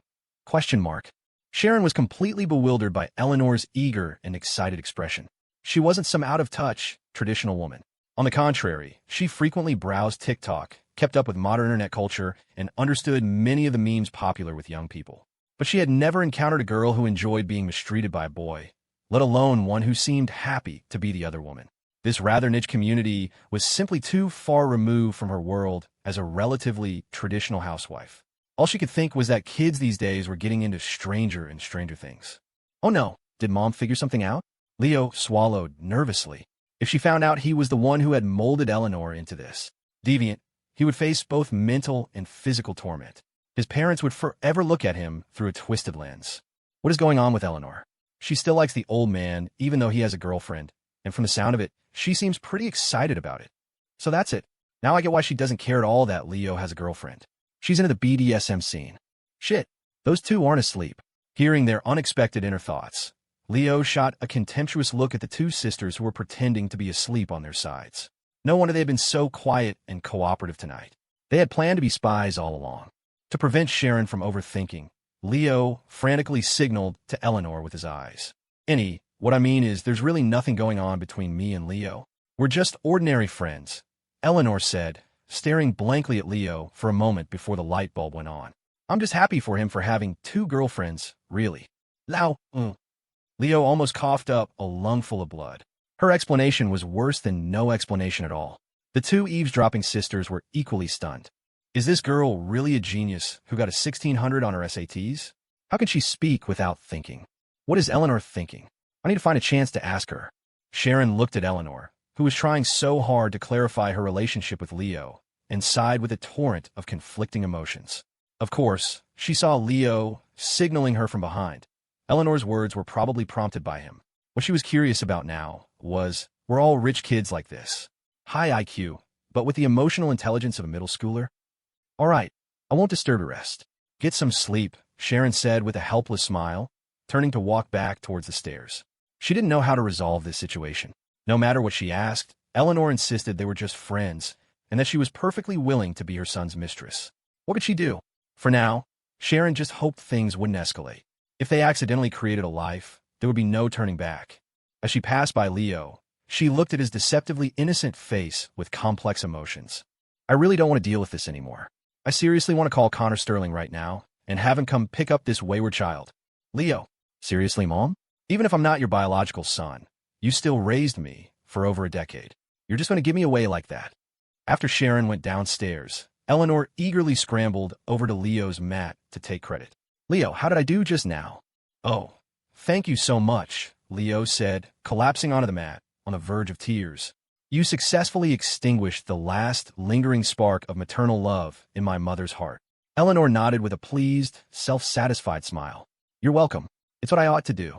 Leo was so exasperated by Eleanor's abnormal thinking that he couldn't help but laugh. He shot up and retorted, Hello? Can't you tell I'm being sarcastic, you dumb pig? Well, I wanted to know what to do, Eleanor said, looking wronged as she hugged her knees. No one ever taught me these things. I don't know how to lie to your auntie. Eleanor had only recently overcome the struggles of her loneliness disorder to become a functional person, and she was trying hard to learn the rules of social interaction. But her status and position didn't afford her many learning opportunities. The people around her were all sycophants. Even if she said something wrong, no one dared to point it out. And because of her direct personality, she was never going to be a girl who could easily read people's hearts. So the impression she gave Sharon and others was that of a rich girl with a sky-high IQ, but appallingly low EQ and common sense. Don't worry about it. Eleanor's pitiful look softened Leo's burgeoning resentment. He put an arm around her shoulder and comforted her gently. Didn't I tell you a long time ago? Everyone has their own personality and their own life. You don't have to change just to accommodate someone else's opinion. But I want to at least understand how normal people think, Eleanor murmured, resting her head on his shoulder. If things keep going on like this, it just feels weird. In her daily life, Eleanor knew the things she blurted out often caused problems for those around her. The key issue was she didn't understand why, and no one dared to tell her. When she asked, they would just look terrified, insist it was nothing, and then quickly escape.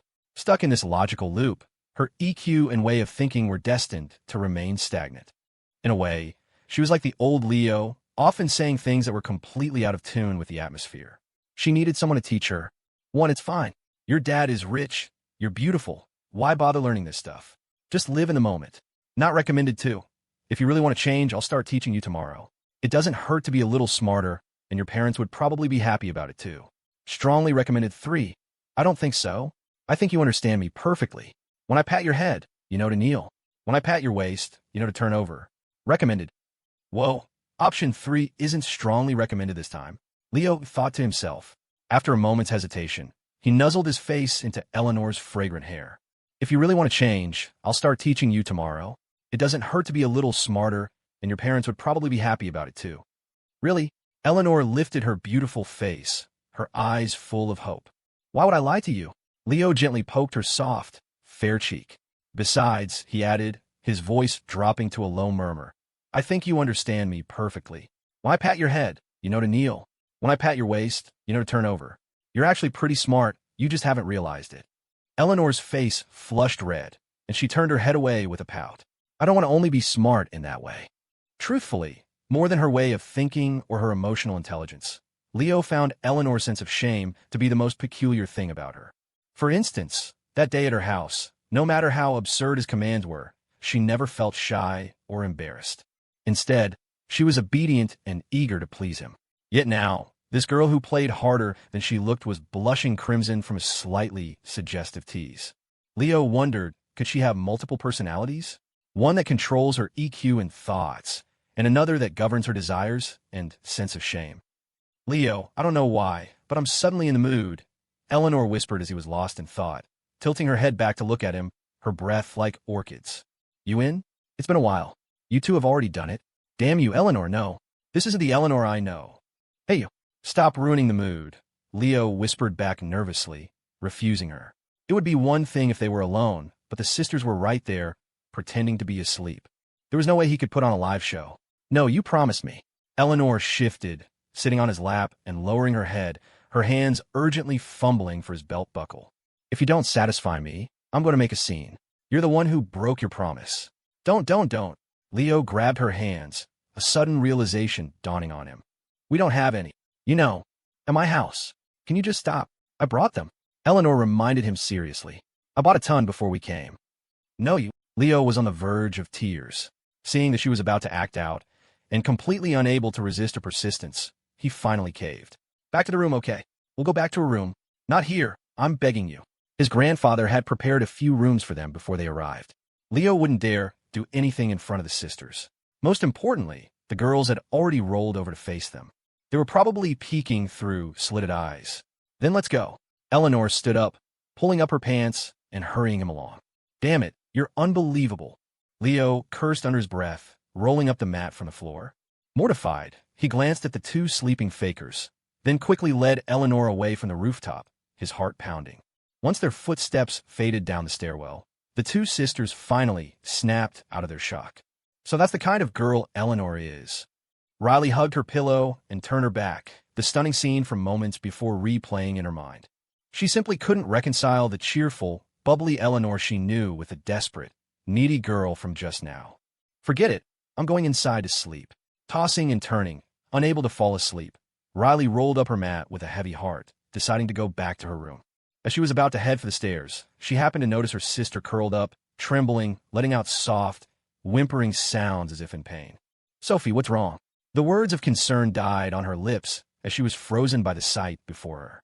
Sophie was biting her fingers, looking just as surprised to see her sister. The look of ecstasy on her face instantly darkened as she discreetly pulled up her shorts. The atmosphere became incredibly awkward. They stared at each other for a dozen seconds before Riley stammered, "Sophie, you're not asleep." "I thought you were." "Couldn't sleep."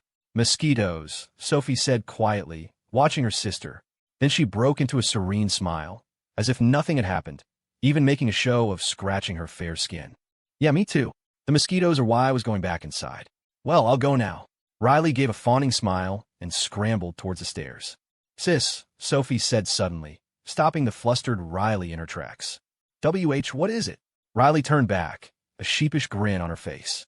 Sophie crossed her arms, her voice sickeningly sweet as she warned, "If you dare tell anyone what you just saw, I won't let you off easy." "Right, what? I didn't see anything." Riley squeaked before fleeing the rooftop in terror. Sophie flopped onto her pillow in frustration. She lifted a slender hand, peering through the moist gaps between her fingers at the crystal-clear moon in the night sky, and let out an exasperated sigh. "Oomph, what a buzzkill." The next morning around 9, Eleanor woke up full of life. She stood on the second-floor veranda, stretching with deep satisfaction and taking huge gulps of the fresh country air. There was no denying it. The air in the countryside was so much better than in the city. Not to mention being surrounded by a vast vineyard. Even the air carried the faint scent of tea leaves and fresh grass. Every breath felt purifying, like it could cleanse the soul. "Damn, that's good." Eleanor exhaled, feeling refreshed. She strode over to Leo's room with her signature swagger and knocked. "Leo, I'm hungry. I want breakfast." The door creaked open. Leo stood there, fastening his belt, and asked tiredly, "If you're hungry, go eat in the kitchen downstairs. Why are you bothering me?" At his grandparents' house, there was always food left out for him in the kitchen, no matter when he woke up. Because I like bothering you," Eleanor threw herself at him, wrapping her arms around his strong, solid waist. She tilted her pretty face up, looking with utter contentment at the man who had satisfied her both physically and emotionally. "Damn it, Leo, I like you so much." Leo chuckled, pushing the clingy girl away. "Hey, stop fooling around. Can't you see I'm doing my belt? Don't you know this is when a man is at his most vulnerable?" Then let me help you." Eleanor giggled, grabbing for his belt. Leo quickly turned away. "Hey, stop it. Someone will see us, and then we'll really have some explaining to do." "Let me see. I've never buckled a belt before," Eleanor whined, pouting as she forcibly took both ends of the belt. Leo had no choice. He glanced nervously down both ends of the hallway, urging her on. "Can you even do it? Seriously? If I can unbuckle a belt, how hard can buckling one be?" Eleanor muttered seriously. In no time, she had fastened his belt and was looking up at him, proud of her accomplishment. "There. See? Told you it wasn't hard." "You idiot," Leo said, fondly pinching her smiling face. He had to admit, sometimes the little heiress was pretty cute. Ahem. Just then, a cough echoed from the top of the stairs, making both of them jump. David Shepard had come upstairs to wake Leo for breakfast. He never expected that the moment he reached the landing, he would see Eleanor grinning as she helped his wayward son fasten his belt. David had been worried they were just having some secret affair, that they hadn't crossed any real lines. Seeing this scene, the last shred of hope in his heart died. A girl would never, ever help a guy with his belt for no reason unless they had a very special relationship. And, just as Eleanor had said, if I can unbuckle a belt, how hard can buckling one be? That raw, suggestive comment was proof that they had crossed the line a long time ago. David was now in a state of pure panic. Of all the people his son could have gotten involved with, why did it have to be this one, the most difficult one? Did the kid have any idea that this girl's parents were the wealthiest people in Portland? But what was done was done. In the end, David knew he was powerless. His thinking had already aligned with Sharon's. If things spiraled out of control, they would just return their wayward son to Connor Sterling. After weighing his options, David managed a concerned question. "Eleanor, did you sleep well last night?" "You bet." Eleanor's catchphrase almost slipped out. She quickly cleared her throat and nodded with a goofy smile. "Very comfortably, Uncle. Leo took very good care of me." "Leo? Question mark." David looked between the two of them, his expression torn. He gave a weak smile, said nothing more, and walked away with his hands clasped behind his back, a storm of complicated emotions brewing within him. Damn it, you're unbelievable, Leo said, on the verge of tears. Can you please not say things that are so easily misunderstood? Hey, you always blame me, Eleanor pouted, poking his arm repeatedly with her finger. I was just telling the truth. What? Am I supposed to say it was uncomfortable? Fine, fine. Just go tidy up my room. I'll wait for you downstairs. Leo couldn't be bothered to argue with her. He hastily gave her an instruction and rushed after his father. Eleanor made a playful face at his back before sauntering into his room. She picked up the half-used box from the nightstand, her mind filled with images of the previous night's frenzy. She cupped her blushing cheeks and giggled foolishly before stuffing the box back into Leo's backpack. Noticing the wastebasket was full of last night's evidence, she gathered up the trash. All done. Time to eat. After destroying the evidence, she closed the door with satisfaction and headed downstairs with the bag of trash. Dad, let me explain. It's not what you think, Leo said, catching up to his father at the bottom of the stairs, ready to launch into his defense. Don't call me Dad, David said with grave seriousness. You're so capable, juggling multiple girls at once. What have I done to deserve being your father? You're my father now. Leo, I'm serious. What the hell are you trying to do? David was exasperated. Lying to this one, lying to that one. Can you even keep up? Aren't you afraid Eleanor's father is going to come after you? Come on, Dad. We're really just friends. If you don't believe me, you can ask her later. Leo, I'm done cleaning up. I'm going to take out the trash. Call me when it's time to eat. Just then, Eleanor came downstairs with the trash bag. She gave Leo a reflexive pat on the butt as she passed, then shot his father a cute, playful smile. Leo scratched his butt, then awkwardly rubbed his nose. He was completely out of excuses. What kind of normal, platonic friends greet each other with a butt pat? Father and son stared at each other, stunned into silence. After a moment, Leo offered a sheepish, goofy grin. Well, how about we get some breakfast first? After lunch, the group had planned to go into the woods to pick mushrooms or catch cicadas. But fate had other plans. Halfway there, fully equipped, the sunny weather suddenly turned overcast, and soon, fat raindrops began to fall. They sprinted back to the house just as a torrential thunderstorm broke loose. Damn it, what rotten luck! In Leo's room, Eleanor stood by the window holding a net, one hand on her hip, glaring unhappily at the sudden downpour. Someone kiss your mother with that mouth? Leo was lying on the bed, messaging Jean from HR about work. He glanced over and mumbled, "It's just rain. What's the big deal? We can go tomorrow. Just relax. You're always wound up like you're on speed." Riley was sitting at the foot of Leo's bed, playing a game on her phone. She smiled reassuringly. "Eleanor, rainstorms in the country pass quickly. It might stop in a little while. Right, Sophie?" Sophie responded distractedly, her nose twitching every so often as if she smelled a vaguely familiar scent. Eleanor propped her chin on her hand, gazing out at the white sheet of rain. If you can't have fun when you want to, what's the difference between that and being a challenge sub?" she muttered. Eleanor, what challenge did you say? Riley looked up, blinking innocently. Sophie also looked at Eleanor with curiosity. As much as the two sisters kept up with internet trends, that term was far too niche, belonging to a very specific subculture. It was normal for them not to know it. Only Leo was alarmed enough to immediately change the subject. "Hey, how about we play some cards? The rain's not stopping anytime soon." "Oh yes, let's do it." Eleanor's interest was instantly piqued. She set the net aside and plopped down next to Leo's legs. "Leo, let's play that 3-card game again." "Eleanor, you know how to play poker?" Riley asked, surprised. In her mind, a lowbrow, folksy gambling game like that wouldn't exist in the world of the wealthy, let alone be known by a billionaire's daughter. "Of course I do," Eleanor boasted. "I got 2 aces last year. If someone hadn't been cheating, I would have won so much money." "I'm sure someone taught you," Riley said, shooting a disdainful look at Leo. Lately, everything from Eleanor's way of speaking to her sudden outbursts of profanity and even her occasional mischievous behavior bore a striking resemblance to Leo. Other than Leo, Eleanor had no other male friends. Riley was convinced that all of Eleanor's bad habits were learned from him. "I'll go get the cards. Grandpa should have a few decks in his drawer," Sophie said, getting up and heading for the door. And just like that, a crisis that might have introduced the sisters to a whole new world was narrowly averted by Leo. Leo had originally planned to stay in the country for 3 days, but his grandparents insisted he stay a few more. Coupled with the fact that Eleanor didn't want to leave so soon either, he ended up staying for another 2. On the morning of the 3rd day, knowing they couldn't keep him any longer, the old couple decided to invite the neighbors over for a big, lively country-style feast. In the few years he had lived in the small town, Grandpa Shepherd had built a good reputation. He had prospered with his large vineyard and had a pleasant demeanor, earning him considerable respect among the local community. The night before, he had asked his neighbors for help, and by dawn the next day, people were already arriving to help prepare the food. There were no gifts or money exchanged at a feast like this. It was simply a free meal for the neighbors to foster community spirit. However, it was customary for the guests to pitch in with preparing ingredients and washing dishes, a common rule for most rural banquets. When Leo woke up, Eleanor was already awake, engrossed in petting a few large geese whose feet were tied together in the middle of the courtyard. The little heiress had a soft spot for fluffy creatures, and since she rarely saw domestic farm animals up close, her innocent delight brought fond smiles to the faces of the women preparing food nearby.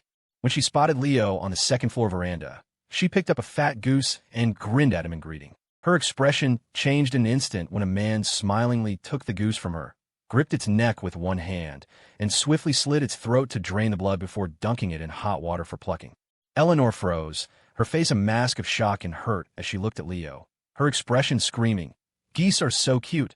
Why would you eat them?" Unlike most men, many women couldn't stomach bloody or cruel sights, especially when it came to fluffy animals. Out of sight was one thing, but seeing it happen stirred a sense of guilt. Even if goose or beef was delicious, their conscience would nag at them. Leo just gave her a look one might reserve for a particularly slow child. She's like a little kid. After washing up, Leo went down to the bustling courtyard. Amidst the busy women, he found Eleanor being plied with food from all sides. A few of the local ladies were excellent cooks and had prepared a variety of local delicacies, including some strange ingredients Eleanor had never seen before. She was practically drooling, going from one woman to another like a little girl, politely accepting tastes. The women who had come to help all adored this beautiful, polite girl.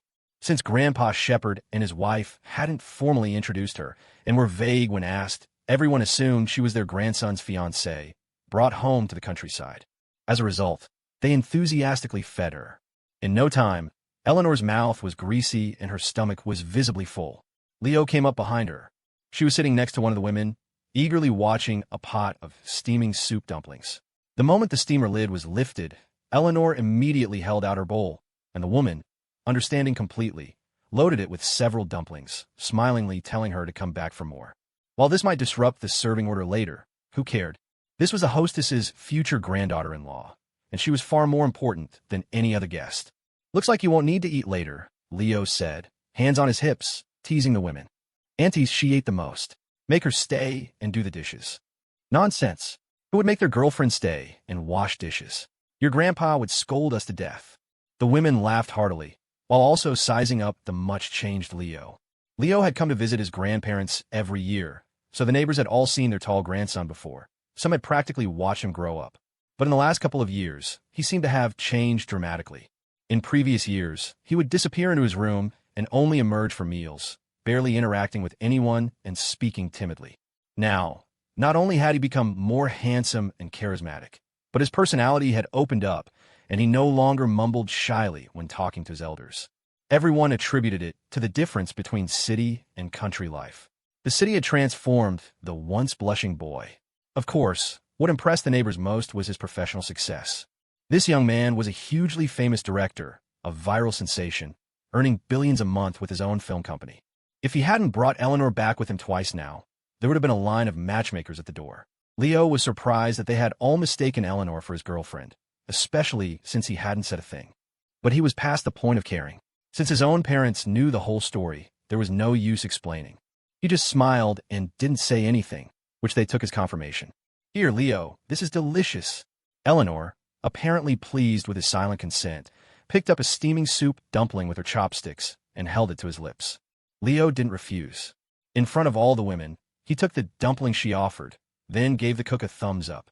"Auntie, your cooking is amazing. You should come work in my company. Our cafeteria needs someone with your skills." "Haha. All right," the woman said, knowing it was just a compliment. She then called out teasingly to Sharon, who was standing behind Leo. "Sharon, your son wants to hire me as his cafeteria chef. What do you think?" Leo tensed. He turned to see his mother standing right behind him, a smile on her face that didn't reach her eyes. "What can I think? He's rich and powerful now. It's not like I can control him." Leo knew what she was implying. He rubbed his nose discreetly, trying to change the subject. Mom, it's so early. Have you seen Grandpa? Perfect timing. Your grandpa is over in the next village helping with a cow and ran into some trouble. Since you're not busy, go see if you can help. Sharon was worried Leo would say something he shouldn't in front of the neighbors. If they all started thinking of Eleanor as his official girlfriend, what would happen when he brought Chloe over? The town gossip would be endless. The next village was a bit of a distance, and the recent rain had made the roads muddy. Leo pulled a brand-new, classic roadster bicycle from the storage shed, planning to ride over. Eleanor came closer, her eyes wide with curiosity at the tall, sturdy bike with a thick metal bar running between the handlebars and the seat. Leo, what's this bar for? Back in the day, everyone was poor and couldn't afford much, Leo explained. This bar was for hanging things on.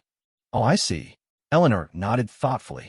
On a whim, she reached out and stroked it a couple of times, a mischievous grin spreading across her face. Inexplicably, her beautiful expression managed to look completely lewd. Even more bizarrely, Leo somehow knew exactly what she was thinking. Was this the legendary telepathic connection? Stop being a weirdo. People are watching. Leo coughed, pushing the bike forward to leave. But Eleanor stopped him. Hey, where are you going? I haven't gotten on yet. I'm going to. Why don't you just stay here? I can go by myself, Leo said with a smile. My grandpa is helping butcher a cow. It might get pretty bloody. A girl like you shouldn't be there. It's fine. If I'm brave enough to eat beef, why wouldn't I be brave enough to watch a cow being butchered? Eleanor declared, hopping onto the back rack of the bike. She swung her legs cheerfully, urging him on. Let's go, let's go. I've never ridden on the back of a bike before. Don't sit like that, you'll get your leg caught, Leo instructed, gesturing with his hand. Sit sideways, with both legs on one side. It looks better that way, too. Eleanor hopped off and resettled herself sideways on the rack. Seeing her feet dangling in the air, she asked nervously, what do I hold on to? I feel like I'm going to fall off. Leo swung his leg over and sat on the seat. Hold on to my waist. What else is there to hold on to? He said without turning back. Eleanor glanced behind her at the group of women who were watching with wide, knowing smiles. Her face flushed. It's a little embarrassing. Well, so you do know how to be embarrassed. Leo chuckled, then urged her, hurry up, I'm about to start pedaling. Okay, under the suggestive gazes of the women, Eleanor tentatively reached out and pinched the fabric of Leo's shirt. Leo just shook his head and smiled. He stomped down on the pedal, and the bike lurched forward. Eleanor yelped and threw her arms around his thick waist, her mouth firing off complaints. You son of a bitch, Leo. You just had to scare me. Ha! Who told you to whoa? I'm riding a bike here, don't bite me. Watching the young couple's sweet bickering as they wobbled away and disappeared from the gate, the women couldn't help but smile nostalgically, as if remembering their own youthful days. Sharon, isn't it wonderful? Maybe in a little while, you and David can retire and just hold your grandchildren. That girl is truly beautiful, and your Leo is such a handsome young man now. Their children will definitely be gorgeous. Hey Sharon, didn't your David ride this very same bike to pick you up from your parents' house? Isn't this like a passing of the torch? Listening to her old friend's well wishes, Sharon managed a complicated smile, though deep down, a tiny spark of hope flickered. That damn kid, what am I going to do with him? No, I need to talk to that old man Connor Sterling, and soon. It was a bright, sunny afternoon.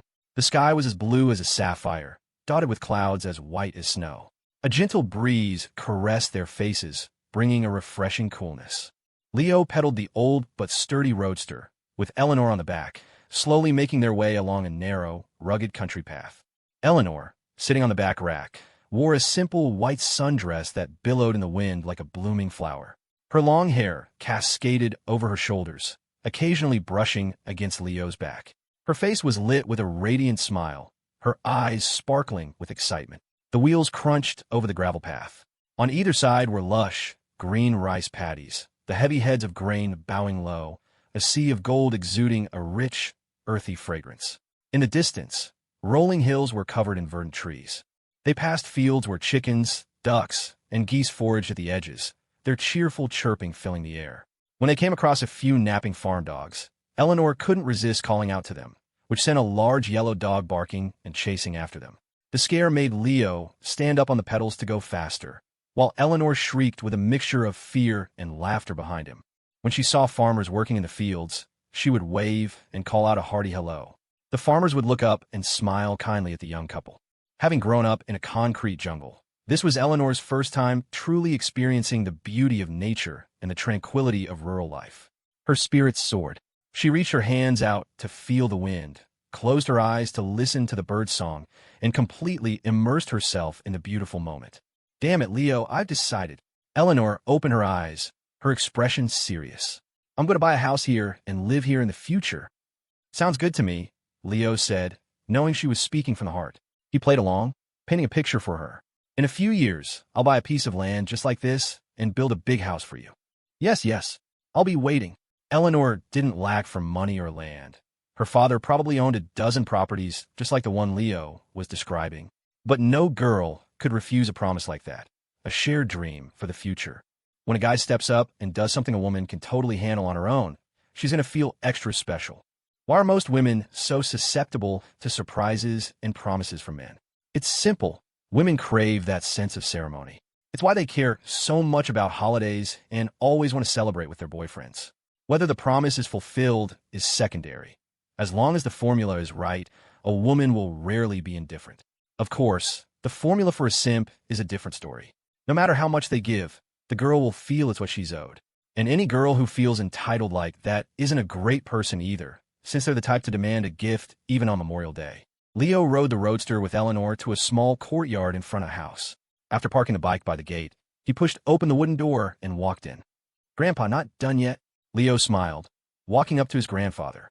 The curious little heiress followed close behind, her eyes fixed on the scene in the middle of the yard. Several middle-aged men were conversing in a local dialect, their expressions wary as they looked at an old cow tied to a grinding stone in the center of the yard. The cow was covered in cuts and blood, its eyes filled with despair and pain, and it was letting out low, hoarse moans. The owner's granddaughter was sobbing nearby. This cow had practically raised her, and watching it be slaughtered in front of her was more than anyone could bear. But that was the way of the world. The girl could only cry. She couldn't blame anyone. If she had to blame something, it was the poverty that forced her family to sell the cow to pay for her education. Witnessing such a raw, human tragedy, the heiress's happy expression crumpled, her heart filled with a wave of pity. What are you two doing here? Grandpa Shepherd smiled at his grandson, then instinctively put a hand out to block them. Be careful. The cow's gone wild. Don't want you getting kicked.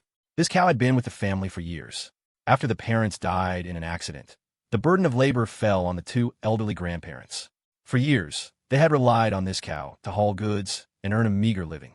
The bittersweet news was that their granddaughter had done exceptionally well, getting into a top university in the capital. But they didn't have the money, and her scholarship wasn't enough to cover all the expenses. So, a while back, the grandparents had decided to sell the old cow that had been their companion for years to fund her education. The meat of an old cow is tough and hard to sell in the aging rural community. It was only because Grandpa Shepherd wanted to add to the festive atmosphere of his banquet, and because he was on good terms with the other family, that he offered to buy it. He had brought some men over after lunch to do the deed. However, the cow had recently given birth to a calf and was extremely aggressive. Several strong men had tried and failed to subdue it. One had even been kicked so hard he was left gasping for breath. After a brief discussion, the men picked up their cleavers, ready to try again. The mother cow seemed to know her life was in danger. She bellowed madly, struggling and circling the grinding stone. But the iron ring through her nose was tied fast with a nylon rope.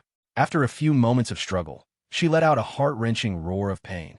The sound was both heartbreaking and terrifying to Eleanor. She instinctively buried her face in Leo's shoulder and whispered with a helpless, choked voice, "Leo, I don't want to watch. Let's go back. I told you not to come." The butchering process in the countryside was just this bloody. Leo had known Eleanor wouldn't be able to handle it. He put an arm around the frightened girl and turned to leave. "Grandpa, we'll wait for you by the gate." All right. Get the girl out of here. Girls shouldn't see this sort of thing."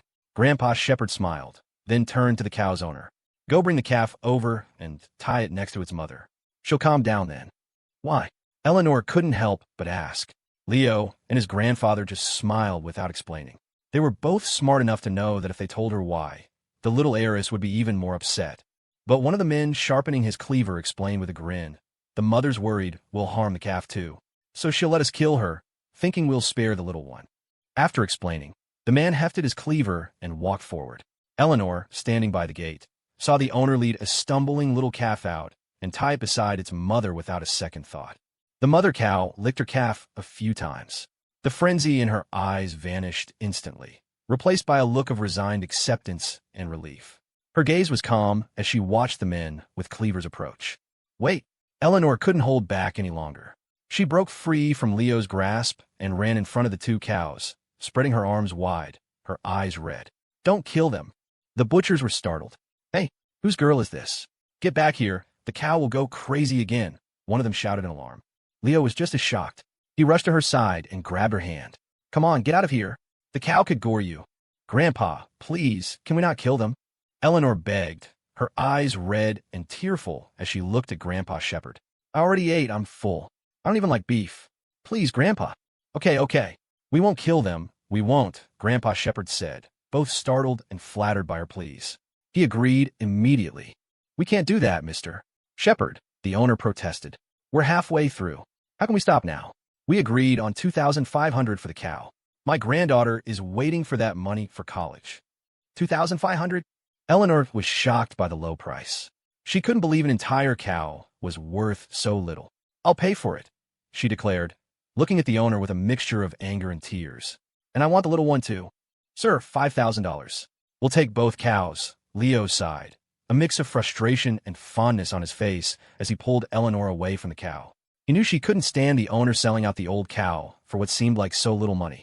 But the little heiress had been born with a silver spoon in her mouth. She didn't understand that at the bottom rungs of society, sometimes things that shouldn't be have to be. Yes, of course. The owner would never refuse such an unexpected windfall. He grinned and agreed immediately.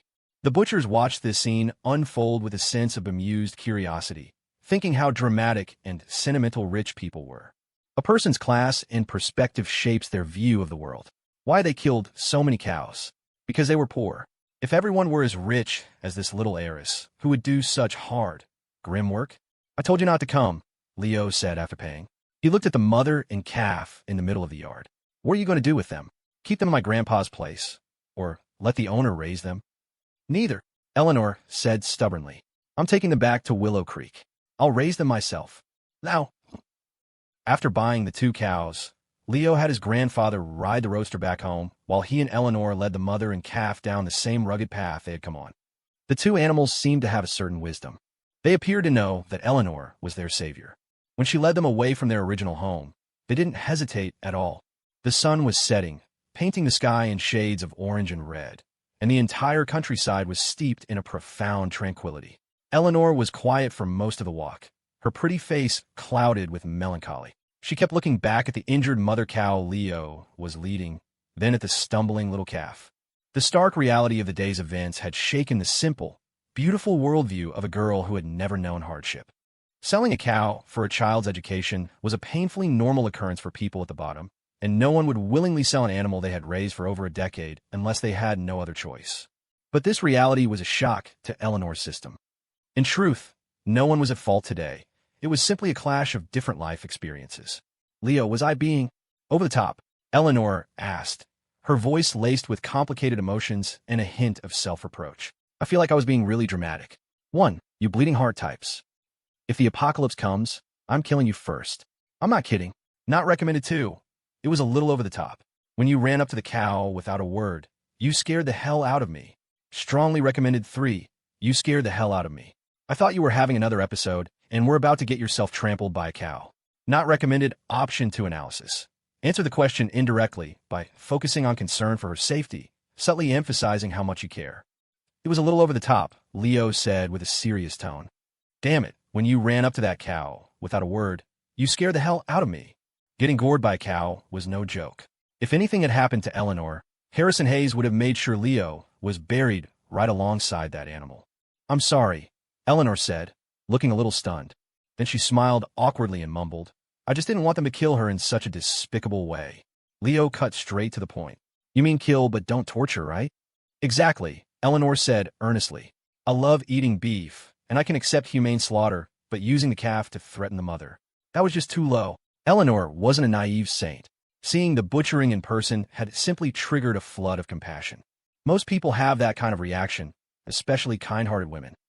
She wasn't ignorant about where beef came from. The first thing she'd done was tell Leo she didn't want to watch. The reason she had stepped in was because she heard they were going to use the calf to manipulate the mother. That, to her, was a despicable way to kill an animal. For the little heiress, killing was acceptable, but cruelty was not. That was her bottom line. Leo looked at her earnest expression and just smiled without a word. He found it hard to understand this kind of female compassion. They knew exactly where beef came from, and they were silent when it was time to eat. But when they witnessed the process firsthand, they were overcome with guilt. Wasn't that a contradiction? Of course, he could only think that to himself. Saying it out loud, especially while trying to comfort his girlfriend, would be incredibly stupid. Eleanor, I've already contacted the property management at Willow Creek. They can arrange to have the cows transported back tomorrow afternoon, Leo said, putting his phone away. He smiled. So, are you really planning to keep them on your lawn? I am, Eleanor said with adorable stubbornness, though she followed up with a less confident question. Leo, do you think it's weird to keep a cow as a pet? What's weird about it? Plenty of people abroad keep cows as pets. Your lawn is huge. You can let them help you till the soil. Recommended too. Not at all. I think it's a great value. If you accidentally kill the cow, you can have a big steak dinner. What's not to love? Not recommended 3. What's weird about it? I'm already keeping you as a pet. What's so strange about you keeping a cow as a pet? Strongly recommended option 3 analysis. For a girl with alternative tastes, a more provocative answer will often elicit a stronger emotional resonance. What's weird about it? Plenty of people abroad keep cows as pets. Your lawn is huge. You can let them help you till the soil, Leo said matter-of-factly, before his expression turned suggestive. Besides, I'm already keeping you as a pet. What's so strange about you keeping a cow as a pet? Just do whatever makes you happy. You're always so sleazy, Eleanor said with a pout, but her face flushed red as she leaned against him, her eyes dancing with desire. Just you wait. After dinner tonight, I'll show you how I deal with you. Right back at you, you little slut, Leo chuckled, his spirits lifting. He put an arm around her shoulder, and the two of them, leading one large cow and one small one, slowly disappeared down the path in the sunset. When they got back to the house, Eleanor told Riley about the 2 cows. Being a kind-hearted soul who also couldn't stand to see suffering, Riley immediately burst into tears upon hearing how they had used the calf to threaten the mother, furiously declaring how cruel those people were. The two of them insisted on dragging Leo to the vet in town to buy a load of medical supplies, then spent over an hour diligently treating the mother cow's wounds. The neighbors, who didn't know the full story, just assumed the cow had recently given birth and the 2 girls were providing postpartum care. Sophie, on the other hand, had no interest in any of it. To her, a cow was for plowing fields or for eating. Of course, she didn't say what she was thinking. As long as they didn't ask her to help, she didn't care. For now, Grandpa Shepherd had put the 2 cows in the old sheep pen. After treating the mother's wounds, the 2 girls were happily petting the fluffy little calf. The mother cow truly seemed to have some wisdom. She knew the 2 girls were helping them and wasn't worried about them harming her calf, contentedly chewing on fresh grass nearby. You sure are lucky, Leo remarked, glancing at Eleanor bringing over a bundle of fresh grass, then at Riley petting the calf. A mischievous idea struck him. He grabbed a piece of beef jerky from fruit bowl, unwrapped it, and sneakily offered it to the mother cow's mouth. The mother cow took one look, then shot out its long tongue and slurped the jerky into its mouth. Riley tilted her head, saw what was happening, and immediately yelled, Eleanor, my brother is feeding the cow beef jerky. Leo, you son of a bitch. Eleanor, caught between anger and laughter, dropped the grass she was holding and joined forces with Riley, chasing a panicked Leo all around the courtyard. The next morning, the sun was bright and a gentle breeze was blowing. After packing his things and saying goodbye to his grandfather, Leo drove away from the countryside. After dropping a vibrant Eleanor Hayes back at her place in Willow Creek Estates, Leo barely had time to catch his breath before he was racing to the airport to pick up Lily Reed. He didn't waste a drive, either, keeping up a cheerful video call with Chloe. This was the simple, unglamorous life of a player. Chloe, as it happened, was also on her way to an airport, scheduled to land in Portland at 5 o'clock sharp. Leo would have to go pick her up, too. During his time in the country with Eleanor, his conversations with Chloe had been sporadic. A few chats at night, but his daytime responses were mostly perfunctory. The main issue was that Chloe kept dropping hints about flying out to join him in the country for a few days. Leo hadn't told her Eleanor was there, and since Chloe was the girlfriend his family had officially approved of, he worried her arrival would ignite an unnecessary disaster zone. He deliberately painted rural life as incredibly dull, promising to spend quality time with her once he was back in Portland. After about 10 minutes, Chloe, worried about him video chatting while driving, thoughtfully ended the call. The moment Leo arrived at the Portland airport, another video call request popped up. This time it was Maya. Dad, where are you? Maya looked a little haggard through the screen, sniffling constantly, her words slightly slurred. I'm at the airport. What's wrong with you? Another cold. Leo had used the system's insight ability on Maya before. Her chaotic schedule and non-existent meal routine had left her with a weak constitution, a textbook case of being chronically run down. Yup, just took my temperature. 102. 2. I'm practically cooked. Maya grabbed a tissue, blew her nose loudly, and tossed it into the trash can beside her with a pathetic whimper. She collapsed back on her bed, her long, dark hair fanning out across the pillow. Are you coming back to see me today? It's been so long. Chloe, too. Every time I ask, it's always soon. Are you two really planning on leaving me here forever? I'll see about tonight. If work isn't too busy, I'll come home to you, Leo said, maintaining his usual non-committal attitude toward promises.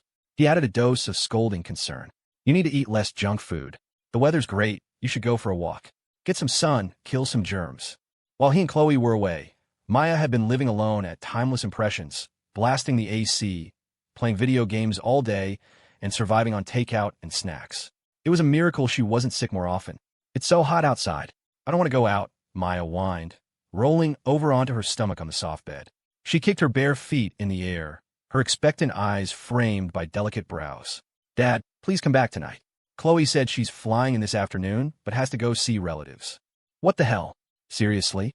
Leo froze, a flicker of annoyance crossing his face. She was making him come all the way to the airport to pick her up when she had family stuff to do right after landing. They wouldn't even be able to hang out tonight. Did she really need to cling to him for that little bit of time? I'll try, Leo said evasively, then added with genuine concern. Have you been taking your medicine? Don't think it's just a little cold. Your system is already weak. It sounded like useless nagging, but sometimes that was exactly what a girl wanted to hear. Especially when she was sick and vulnerable, a guy's concerned nagging could be incredibly effective. Another formula for taking advantage of an opening. And Maya, with her personality that craved attention, was especially susceptible. Hearing his words, her weakened state seemed to perk up instantly. Of course I have. I'm not a kid. I know I need to take medicine when I'm sick, she said with a happy hum. Then her voice dropped to a sultry, suggestive whisper. Dad, maybe if you came home and gave me a shot tonight, my fever would break. Don't be ridiculous. I'm at the airport, and I'm not wearing earbuds, Leo said, glancing around nervously. Luckily, no one was paying attention to him. He let out a helpless laugh. Maya, you're such a bad girl.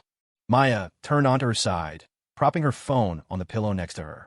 Looking at Leo on the screen, she lifted her pale chin expectantly. But you like it, don't you? Leo noticed she was lying on the bed in his room, but didn't point it out. Instead, he just chuckled and hummed a line from a cheesy rock song. Can't say I hate it. What's that song? I like a bad girl. I like a dangerous thrill. Hee, that's all I needed to hear, Maya giggled, a wave of fatigue washing over her. The cold medicine was kicking in. Leo saw her drowsiness and added a few more words of concern before they ended the call. When the flight from Boise landed, Leo spotted them from a distance. The tall, elegant silhouette of Lily Reed, holding the hand of a sweet, shy little girl, standing with a middle-aged couple near the exit, scanning the crowd. Her clear eyes were filled with joy and anticipation. When she finally saw his familiar figure approaching, that anticipation turned into action. She led the little girl forward, instinctively reaching to take the backpack Leo had slung over one shoulder, a habit formed from their time living together. It's just some junk. It's not heavy, Leo said, waving her off. He noticed Lily's fair skin had taken on a slightly golden hue. He frowned. What have you been doing at home these past few days? You're all tan. Helping my grandma with her garden, Lily answered nervously, seeing his serious expression. Leo sighed in exasperation. Her grandma's little garden was just a hobby, something to pass the time in the city. But this sweet dummy couldn't sit still and just had to go help. Good thing you didn't get too dark. Any darker and I wouldn't want you anymore, Leo teased with mock disdain. The joyous expression on Lily's pretty face instantly froze. Her brow furrowed with unspeakable hurt as she stared at him, as if trying to determine if he was serious. Hey, I was kidding, Leo said, quickly taking her hand with a helpless laugh. We're practically an old married couple. You can't take a joke. Lily pouted, lowered her head, and shot him a sulky glance, looking exactly like a petulant young wife. Don't make jokes like that again, okay? Fine. Whatever you say, Leo softened, promising her. He ruffled Grace's hair, exchanged a few words with Ben and Maria Carter, and then boarded the plane back to Portland. After dropping Lily off at Willow Creek Estates, Leo swung by his office to handle a few things. It was around 5:20 p.m. by the time he rushed back to the Portland airport. He was almost half an hour late. Leo knew that if he just showed up like this, Chloe would definitely get moody. So he stopped at a restroom on the lower level, splashed his face with water, and intentionally didn't dry the droplets from his face and neck. It created the perfect illusion of having been in a frantic hurry. Once everything was staged, Leo took the elevator up and found Chloe on a bench in the waiting area. She was dressed as fashionably as ever in a simple white graphic tee and a pair of light blue denim shorts that showed off her long, tan, and incredibly eye-catching legs. On her feet were a pair of airy, light-colored sandals. The Portland airport was full of stylish women, but none of them had Chloe's unique brand of youthful, vibrant energy. In the crowded waiting room, she was craning her neck, scanning the area with an anxious, expectant look. A pink rolling suitcase sat beside her. The moment she saw Leo walking toward her, her face, the very picture of a first love, instinctively lit up with joy.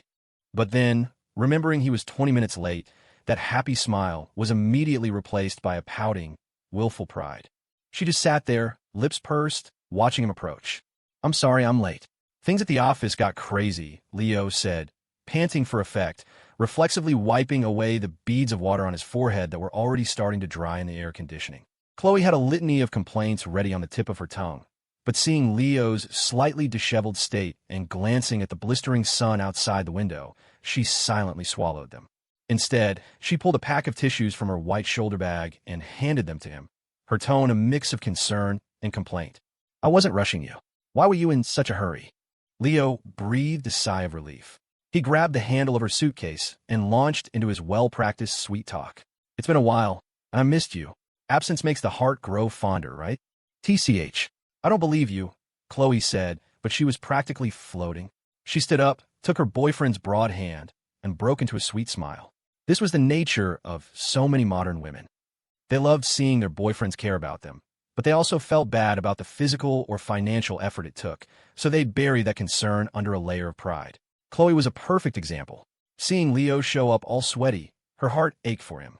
Her plan to chew him out for being 20 minutes late completely evaporated.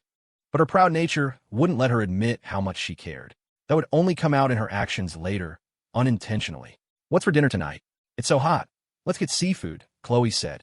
She hadn't told Leo that she had to visit relatives with her parents tonight and couldn't spend the evening with him. She just wanted him to pick her up from the airport and spend a little time with her. Of course, Leo was happy to pick her up. She was his first real girlfriend, and in principle, he was willing to do anything for her. However, Chloe's temper couldn't be spoiled. It needed to be reined in from time to time. The upper hand was now his, and there was no way Leo was going to let it go. He immediately sounded the horn for a counterattack. Chloe's sweet smile froze awkwardly. She didn't know how to respond to his enthusiasm. Now, it was her turn to be nervous. "Not in the mood for seafood? Then let's do hot pot," Leo pressed on. "That place we went with your best friend was pretty good. I'll book a table now. By the time we drive over, it should be perfect. Should we invite her, too?" I have to visit relatives tonight. I probably can't go with you," Chloe mumbled, quietly gauging his reaction. "That's not urgent, is it?" Leo asked, playing dumb with an innocent look. "It's not even 6 yet. We can grab dinner, and you can go after. It won't take long. My dad's already waiting for me at home. He told me to come over right away," Chloe whispered, her eyes already darting around. In just a few moves, the attacker had become a defender. Leo played his trump card, feigning disappointment. He let out a frustrated sigh, an impatient look crossing his face. "So, you knew you had to go to your relatives as soon as you landed, and you still made me drive all the way here to get you? What was the point? Do you have any idea what I'm sorry. I just haven't seen you in so long, and I wanted you to come be with me," Chloe pleaded, seeing he was about to launch into a lecture. She quickly grabbed his arm and started shaking it, her voice turning into a coquettish whine. "I'm sorry, Leo, honey. It's because I missed you so much. You're a big man. You can forgive me this one time, right?" When it came to being dramatic, girls had an unparalleled talent. It didn't matter how beautiful or well-behaved they were. Chloe belatedly realized that what she'd done was selfish and didn't consider Leo at all. "Chloe, you are so much work. You're going to be the death of me," Leo grumbled. Chloe immediately knew his anger had subsided. They'd been dating for so long. They knew each other's personalities inside and out. It was no exaggeration to say they could read each other's thoughts from the smallest gesture. "What do you mean, work? It's just because I like you." Chloe's pride immediately reclaimed the high ground. She retorted huffily, "If I didn't like you, I wouldn't care where you were." Leo glanced at Chloe, who was clinging to his arm, her mouth running a mile a minute, her pretty face a mask of proud defiance. He had to admit, being that beautiful and having such a nice voice was an absurd advantage. Even when she was twisting logic like this, it was impossible to stay mad at her. "Then you'll have to make it up to me," Leo said, his tone righteous. Chloe blinked. "Huh? How?" Leo just smiled and said nothing. "You perv." In an instant, Chloe knew exactly what he was thinking. She reached out and pinched his waist. Laughing and swatting at each other, they made their way to his BMW in the parking garage. "Where are you headed?" "Back to the office," Chloe asked, buckling her seatbelt, still feeling a little guilty. "Do you want to come visit my relatives with me?" Although in her family's culture, it was a bit improper to bring a boyfriend to meet extended family before they were officially engaged, Chloe felt that since their parents had met, getting married after graduation was a sure thing. Bringing Leo along was no big deal. "Nah," Leo said with a grin. "If you don't have time for me, I'll just go home and spend time with your best friend." Chloe studied Leo, trying to decipher any hint of teasing in his playful expression. In her mind, Leo had never shown any real interest in Maya. She was convinced that if she hadn't forced Maya into their lives, Leo would have had almost no interaction with her, aside from maybe sharing a meal. It was no exaggeration to say that if the two of them ever actually slept together, Chloe would suspect Maya had drugged him. Leo would never make a move on Maya himself. After thinking it over, Chloe concluded that Leo was just trying to get a rise out of her to make her feel a little insecure. At that thought, she shook her head with an amused smile. Her boyfriend really was adorably childish. She put him on the back foot for a moment, and now he was trying to use Maya to make her jealous. "Go ahead. I already gave you my permission for her to be with you. You think I'm worried about you two fooling around?" Chloe said magnanimously, like a queen granting a favor. "Piggy, as long as you two use protection, you can do whatever you want. Don't feel guilty about it. I won't be mad," she added. "I already promised you before. Remember? Even though you didn't pursue her, I still lost the bet. Want me to buy you a box of condoms?"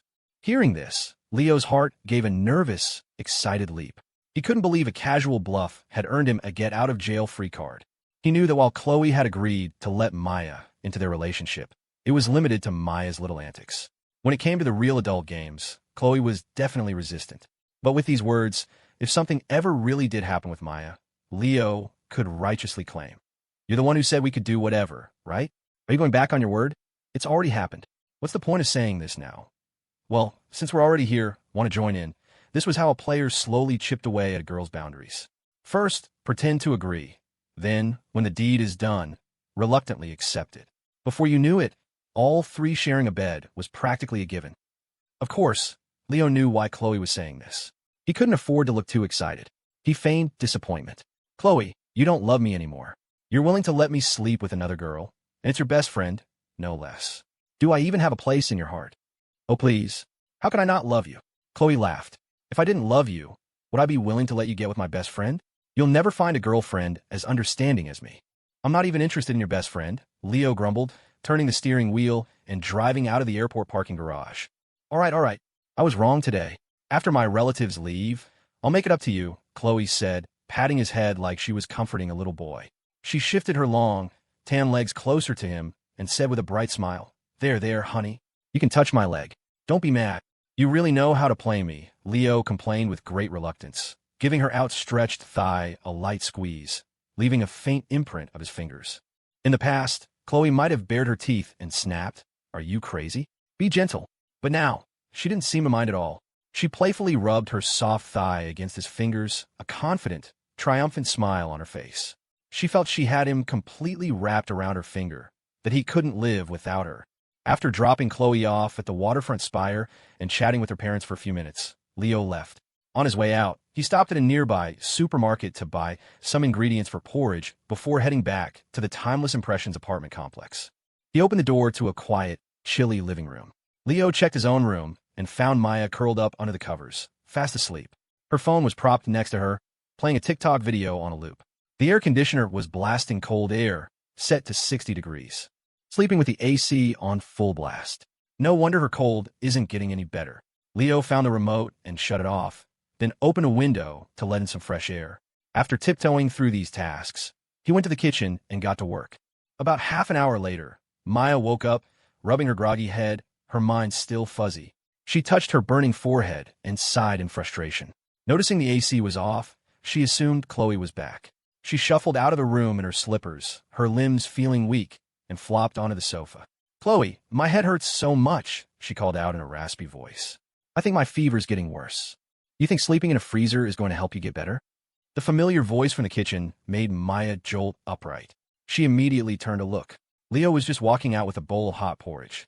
He set it down on the coffee table in front of her, then placed his hand on her forehead. Using the system's insight, he confirmed her condition. She had a fever, and it wasn't a mild one. "TSK, I told you to lay off the AC. Now you're complaining about a headache. Dad, why are you back?" Feeling the warmth of his large hand on her forehead, Maya's nose tingled and her eyes grew red. When you're sick, what you crave most isn't medicine, but the presence of the person you rely on most. This was especially true for Maya, a girl starved for affection. For a moment, she thought she was hallucinating from the fever. "Finished up with work? Came back to check on you," Leo said, ruffling her hair. "Be a good girl. Finish the porridge, then go change. I'm taking you to see a doctor." "Okay." Maya nodded obediently, picking up the spoon.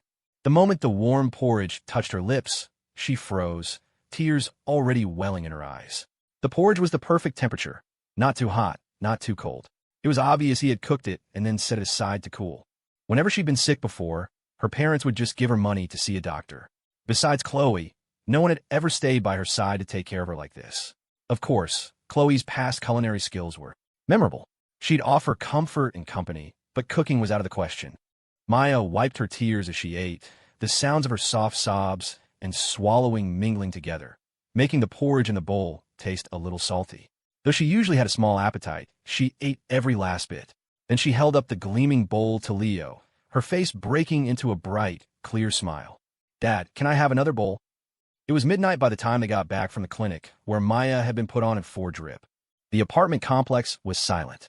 After Leo killed the engine in the garage, the silence was absolute, making the sound of their footsteps as they walked upstairs unusually loud.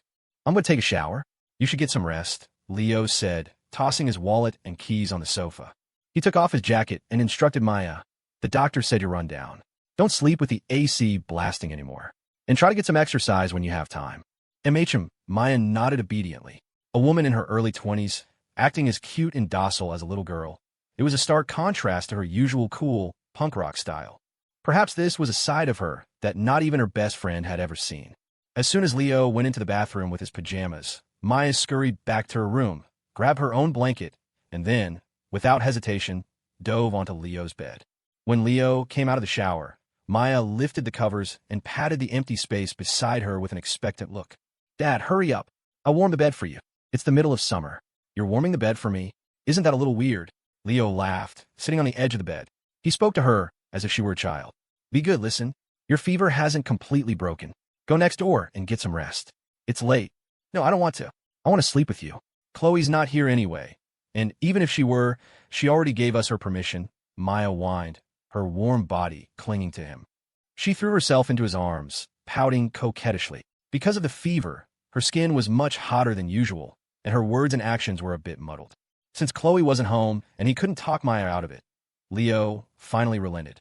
"Okay, but no funny business. You're sick. I promise." Maya agreed happily, lifting her head to give him a quick peck on the cheek. Leo shot her a strange look, figuring that since she was sick, she probably wouldn't try anything. He reached up, turned off the overhead light, shut off the AC, and lay down on the bed with a hint of nervousness. "Dad, you're just going to sleep?" Maya's voice cut through the darkness. "With such a golden opportunity, don't you have any ideas about me?" Leo turned over, looking at her blurry silhouette. "You're sick. What kind of ideas could I have?" "Ha, you could try me out in my high-temperature state." Maya giggled suggestively, her hand reaching out to stroke his cheek. "And I don't know why, but I feel so worked up right now. I feel like I need to reward myself." "Ahem. Let's not talk about this stuff so late at night. Go to sleep." Leo coughed awkwardly. He'd heard that women's libidos could spike when they had fever. Apparently, it was true. He closed his eyes for a few minutes, but couldn't fall asleep, tossing and turning. He had the distinct feeling that Maya was staring at him with her eyes wide open. He finally whispered, "Maya, are you asleep?" "Nope. What's up, Dad?" Maya paused, then scooted closer, her voice full of anticipation. "Did you change your mind? Because I made up mine a long time ago." "Hey, stop it. You're too hot." Leo said, pushing her away with a hint of annoyance. It was a warm night, the AC was off, and sleeping next to a girl with a fever was just stuffy and uncomfortable. In this environment, with a beautiful, feverish girl practically begging for a conversation, Leo felt a strange, inexplicable restlessness stirring within him. Maya was quiet for a moment, then her voice came again, calm this time. Dad, I can't sleep. Can you talk with me for a bit? Leo figured it would be a good distraction. What do you want to talk about? Do you regret it? She asked out of the blue. Do you regret getting involved with me? Especially in front of Chloe. This was something that had always bothered Maya. What kind of best friend tries to steal her best friend's boyfriend and then forces a kiss on him in the car right in front of her? 1. Make a clean break. Of course I do. Chloe and I were doing just fine, and you had to stick your nose in. If I wasn't so clever, she and I would have broken up long ago. Not recommended too. Start low, end high. A little at first, yeah, but not anymore. Things are pretty good now. Besides, if you left me, who would take care of you? Can't let you call me dad for nothing, right? Highly recommended 3. Eager beaver. Regret? What man doesn't dream of having a girl on each arm? I'm no saint. Enough talk, Maya. Let daddy try out your high-temperature state. Recommended analysis for option 2. A standard approach. Acknowledge the initial feelings, affirm the present situation, and then bring up your promise to her. This measured response is guaranteed not to disappoint. A little at first, yeah, but not anymore. I think things are pretty good now, Leo said, pulling her into his arms and stroking her feverish cheek. Besides, if I left you, who would take care of you? Can't let you call me dad for nothing, right? Do you really think so? Maya tilted her head up, her expression a mixture of guilt and earnestness. Don't you think I'm a total bitch? Stealing my best friend's boyfriend? Of course not. You used to be a player yourself, right? Don't you know we guys love a bad girl? Leo hesitated for a moment, then added consolingly, besides, what man doesn't dream of having a girl on each arm? I'm no saint, and you're no angel. We're perfect for each other. It's better this way than letting you loose on the world to wreck some other poor nerd. You're so mean, Dad, talking about me like that. Maya huffed, though she wasn't angry. Instead, she seemed thrilled by the sense of being partners in crime. Deep down, she was a bad girl, and Leo knew exactly the kind of atmosphere she thrived in. Leo, I really like you, she said suddenly, switching her form of address, her voice filled with emotion. Do you know what I was thinking earlier at the clinic? When I woke up from the floor and saw you sitting there. What were you thinking? Leo asked. Maya squeezed his hand, her confession earnest. I felt like the whole world was mine. Ugh, so cheesy. Even K-dramas don't use lines like that anymore, Leo scoffed. But Maya didn't laugh along with him. She just stared at him, her expression serious and deeply affectionate. I really mean it. Leo, I like you so much. Just as much as Chloe does. So, I want you, Leo. I really can't hold back anymore. Maya, I told you, you're sick, you can't, MMPH. Before Leo could finish his protest, Maya's feverish, flushed face pressed against his. At 3 a.m, in the dimly lit bedroom, Maya was draped over Leo like a melted puddle, panting softly. Her arms were wrapped tightly around his neck as she stroked his hair. Now I get why Chloe was always so desperate to go out with you back then, she said after a long, slow recovery. She rested her head on his shoulder, her beautiful face glowing with a satisfied, playful smile. Turns out it really is this good. Leo gave a helpless laugh, his hand resting on her smooth thigh. And here you are, not listening to a word I said. You're sick, and you're still being this bad. Maya just tapped his nose, unconcerned, her voice a sultry, expectant whisper. When you have a fever, you're supposed to sweat it out, right? We were just using science to cure me. That's a unique way to break a sweat, Leo said, unable to decide whether to laugh or cry. He lovingly wiped away the 2-tear tracks on her feverish cheeks. Maya leaned into his touch, murmuring contentedly, Leo, now I'm just like Chloe. We're on a level playing field. You can't ignore me from now on, okay? 1. Honey, you're so much better than Chloe. I had to talk her into our first time. You're so much more open-minded. I really love a bad girl like you. Recommended 2. Silly girl. What is there to compete about? In my heart, you both have the same status. You're both my wings. There's no first or second. Highly recommended 3. We're not even close. What we just did was nothing. Your best friend and I have unlocked everything. You've still got a long way to go. Not recommended analysis for option 2. The most important thing afterwards is to soothe the girl's emotions. No matter how cheesy the sweet talk is, as long as her feelings are properly managed, everything else will fall into place. Silly girl, what is there to compete about? Leo said, lifting Maya by her hips so she was sitting up, then pulling her into his lap. He gave her a gentle kiss and whispered comfortingly, "In my heart, you and Chloe have the same status. You're both my wings. There's no first or second." Maya murmured, nestling against him like a little bird. She loved it when he held her, and she wanted to believe his words. As the saying goes, it's not that men are particularly skilled liars, but that women are willing to believe them unconditionally. The ultimate trick a man can use to win over a woman isn't sweet talk or a lavish lifestyle, but her own self-persuasion. When a girl is truly interested in a guy, she'll subconsciously shape her own thoughts, becoming captivated by every aspect of him until she falls hopelessly in love. This was a secret weapon that no player, no matter how skilled, could ever learn, a forbidden art of relationships that only existed on the female side. "Oh, right, I'm not done yet." Maya's eyes blinked with sudden realization. Leo asked curiously, "What aren't you done with?" The aftercare, of course," Maya said with a mischievous grin. Leo understood and laughed, declining. "That's okay. I'll just take a shower in a bit." "It's fine. I don't mind," Maya said, her face a picture of playful cuteness. "I've seen how they do it at the end of the movies. I want to try." Leo couldn't help but take a sharp breath. He ruffled her hair, his own energy surging. "You're amazing, Maya." MHM. Maya had always been a girl starved of parental affection. She loved when he called her by her name like this. It felt like an adult doting on a little girl. She looked up at him, her eyes shining with gratification, and smiled happily. Maya slept late. When she woke up the next morning, Leo was still holding her, his large hands wrapped tightly around her smooth body. After the foredrip and sweating it out, she felt significantly better. The memory of finally getting what she wanted last night filled her with a happy, lingering affection, and she stole a secret kiss. Just then, her phone, which was on the nightstand, buzzed with a message. Not wanting to get up or wake Leo, she carefully stretched and retrieved it. It was a text from Chloe. Chloe_note_8 AMs. "Maya, how are you feeling? Any better?" Nurse cat emoji. Maya was about to type a generic reply, but the thought of her best friend's boyfriend lying right next to her sent a jolt of illicit excitement through her. "Maya, much better. Leo helped me sweat a lot last night. I woke up feeling totally refreshed." Grinning emoji. Chloe_no_8 AMs. "Leo's home? Can you tell him for me that I won't be back until tomorrow night? He was getting a little mad when he picked me up yesterday. Can you help me smooth things over with him?" Scared emoji. Chloe was used to her perverted best friend's way of talking, so she naturally didn't believe anything had actually happened between them. "Maya, for good, sure. But Chloe, are you really not worried about something happening between me and Leo?" Shy emoji. Chloe_no_8 AMs. Puffed. "You think I don't know him? Unless you drugged him. That guy has zero interest in you." Eye roll emoji. "Maya, then take a look at this." Maya angled the phone, framing both herself and the sleeping Leo in the shot. She decisively snapped the shutter and sent the intimate, tangled photo. A few seconds later, an incoming video call from Chloe popped up. Maya cheerfully accepted it. "Morning, Chloe. Where's Leo? Where's he?" Chloe demanded, her voice frantic as she scanned the background, unable to believe they would actually take this step behind her back. Since Maya was lying in bed holding the phone, the angle only showed her bare-shouldered and not her surroundings. But Chloe knew the layout of the Timeless Impressions apartment intimately. She recognized it as Leo's room, and her heart began to pound.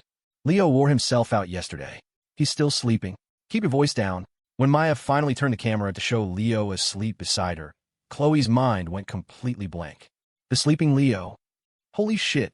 Seeing her best friend next to a sleeping Leo, Chloe's lips trembled with rage. She wanted to crawl through the screen and teach this shameless pair a lesson. Chloe had been mentally preparing for this for a long time. She never believed her perverted, internet-addicted best friend would be able to keep her hands off her boyfriend.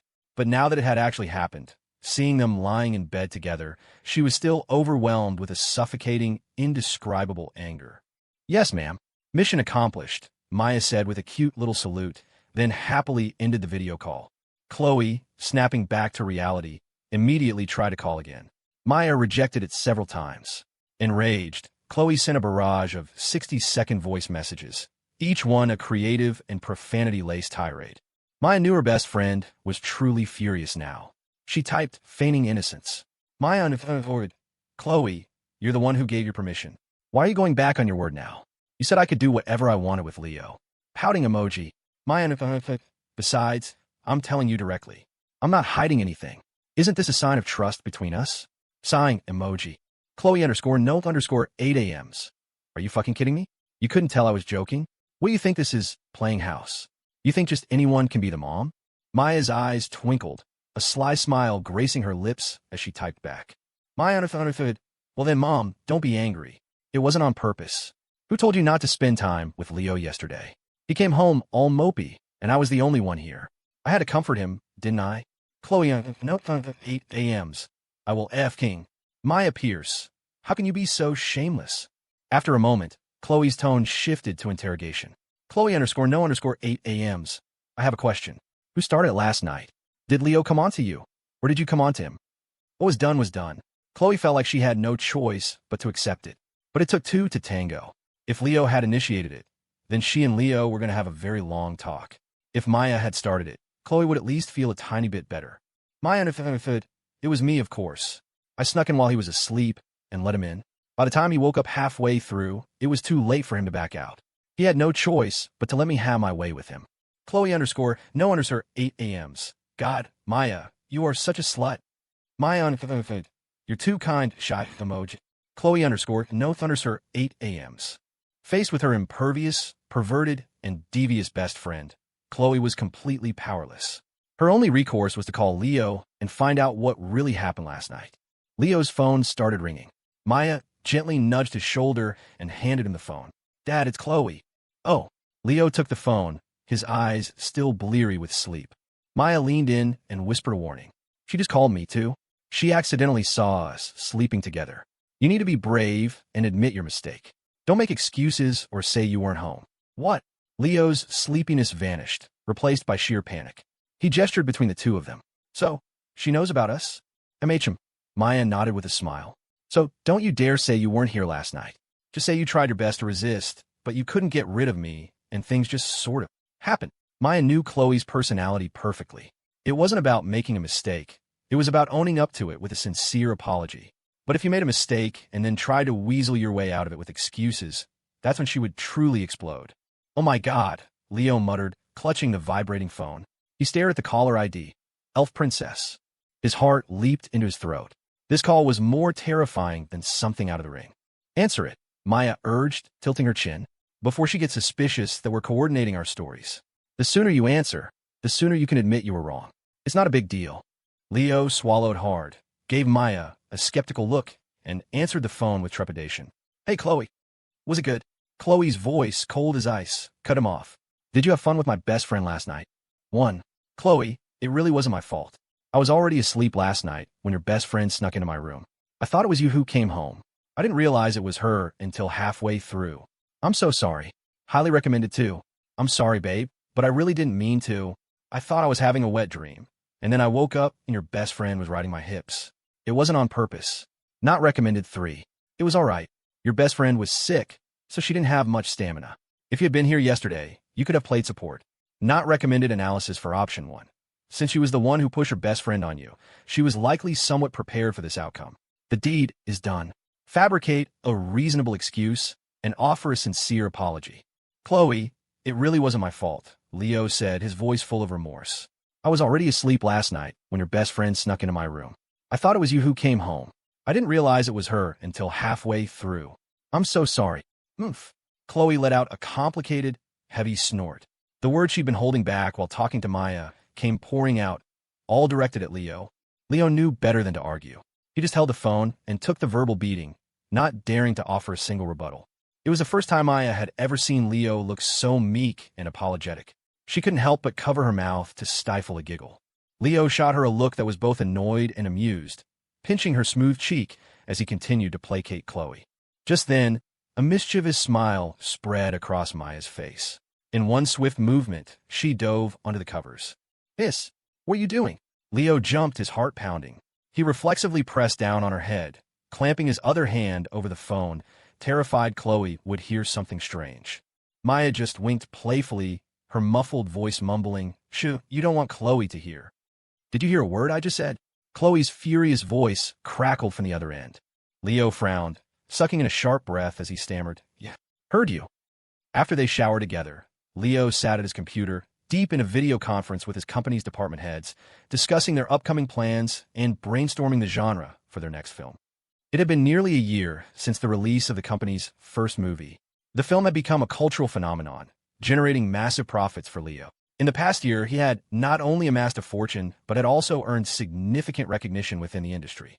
His media company was slowly becoming a brand, carving out a solid foothold in the film world and attracting numerous investors and partners. Leo didn't want his company to be a flash in the pan, like those that churn out viral shorts. He needed to strike while the iron was hot. With the school year about to start, creating a lull in the market, he planned to dive into production on a new film.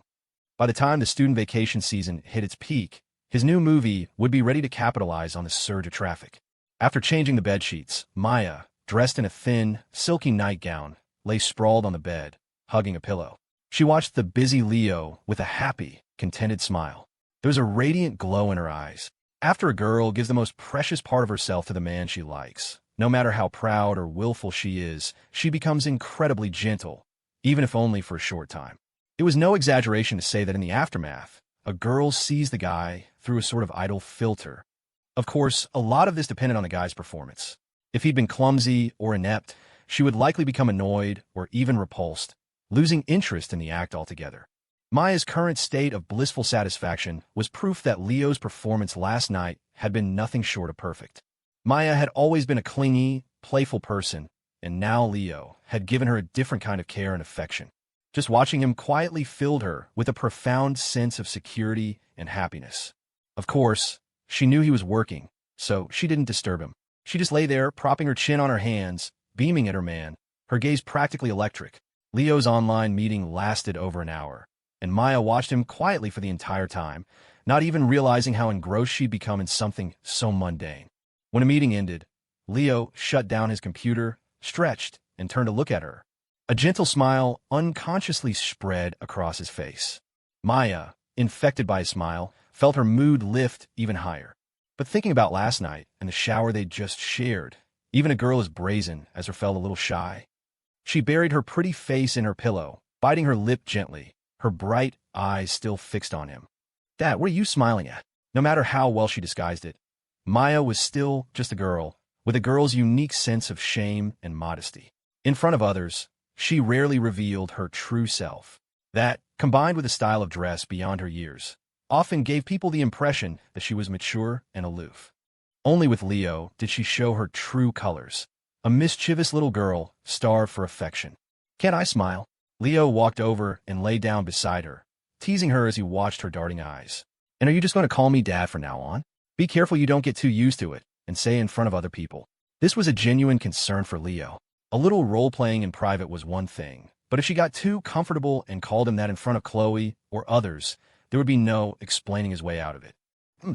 Hypocrite. Maya pouted, tapping his forehead. "If you didn't like it, you wouldn't have kept asking me to say it last night." "Ahem, that was just for fun."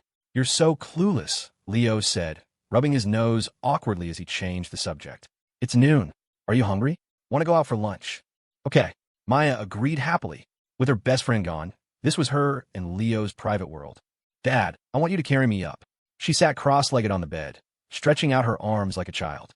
It was an uncanny resemblance to a little girl asking an adult for affection. If Chloe ever saw her perverted, trash-talking, gamer-rage-fueled best friend acting this cute and clingy, she'd be shocked for the rest of her life. "All right," Leo said, obligingly scooping her up by the waist. As he held her, he gave her a deep kiss and teased, "I never thought I'd get such a beautiful daughter for free in this lifetime." "Stop it, you bit me again." "That hurts," Maya murmured, touching her tongue to her lips. She patted him lightly, her nose wrinkling in a cute scowl. "You're such a bad daddy." "Oh, how am I bad?" Leo asked smugly. "You don't tell me, so how would I know?" "You're bad everywhere.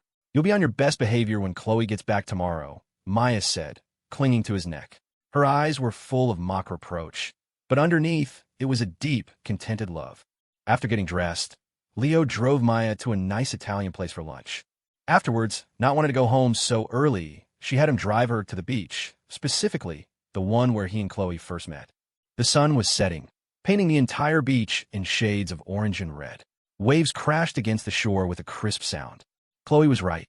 "This beach is pretty boring," Maya said, looking out at the endless ocean with a brilliant smile. "But when you're with someone you like, it doesn't feel so boring anymore." I guess that's what she was thinking back then. Definitely, Leo said confidently. When you're with someone you like, even squatting over a toilet together wouldn't feel boring. EW, you're disgusting. Maya wrinkled her nose in distaste, but she squeezed his arm even tighter. They strolled along the beach, chatting idly. On their way back, Maya excitedly pulled him over to a line of stone bollards at the edge of the path. She hopped onto one, balancing like a carefree child. Dad, bet I can jump all the way to the end in one go. Be careful. Those things are slippery, Leo said with a helpless smile, staying close by her side in case she fell. No way. I'm not a 3-year-old, whoa. Her center of gravity shifted. She lost her balance and stumbled, flailing her arms as she fell toward Leo, who quickly stepped forward and caught her. I told you be careful. Why don't you ever, MMPH? Before he could finish, Maya, her arms wrapped around his waist, pulled him into a kiss. A long moment later, she finally let go, completely satisfied. Silly daddy. I did it on purpose. It was the only way to get a legitimate kiss. Leo sighed dramatically. Maya, you really are a bad girl. A playful, adorable smile lit up her face. But I'm only your bad girl. Not long after they got home from the beach, they heard a key turning in the lock. The sound was rushed and frantic. The key was still in the door when it was thrown open. Chloe stormed in without even taking off her shoes. Her face was a dark cloud as she glared at Maya on the sofa. Even in silence, she radiated an oppressive pressure. Oh, hey, Chloe. You're back. Facing the towering, aggressive Chloe, Maya swallowed nervously and instinctively scooted further into the corner of the sofa. She had, after all, blatantly stolen from her best friend. She felt a little apprehensive. Chloe had a good temper, but that didn't mean she'd tolerate anything. Besides her parents, Leo was probably her one and only weak spot. Chloe scanned the empty living room. Where is he? Leo. Maya quickly pointed toward his room. He's in his room, busy with work. Slut. I'll deal with you later. Chloe shot Maya a cold glare and marched toward Leo's room. Eek, so scary, Maya whispered, sticking her tongue out nervously. She tiptoed back to her own room, planning to let Leo face her best friend's wrath alone. Leo. Chloe shoved open his door, ready to unleash her fury, but stopped short when she saw him on a video call with a woman. Realizing he was in the middle of a work matter, her furious expression instantly morphed into a bright smile. Oh, you're busy? How much longer will you be? As the saying goes, don't air your dirty laundry in public. Chloe would never belittle or tease her boyfriend in front of others, especially not his employees. Yeah, just handling something for the company, Leo said, equally nervous. He knew she was giving him face in front of his employee. The real reckoning would come later. Well, you take care of that first. Come out when you're done. There's something I need to have a serious talk with you about, Chloe said, giving him a tight, plastic smile. Her voice became docile, so sweet it made his blood run cold. She then gently closed the door. Am I going to get skinned alive? Leo swallowed anxiously, racking his brain for a way to defuse the ticking time bomb waiting outside his door. Mr. Shepard? Why are you calling me so late? The voice of Jean, his head of public relations, came from the phone. Leo was about to make up an excuse, but a brilliant idea flashed in his mind. He picked up his phone, continuing his conversation about trivial matters with Jean, and walked out to the living room where Chloe was sitting on the sofa.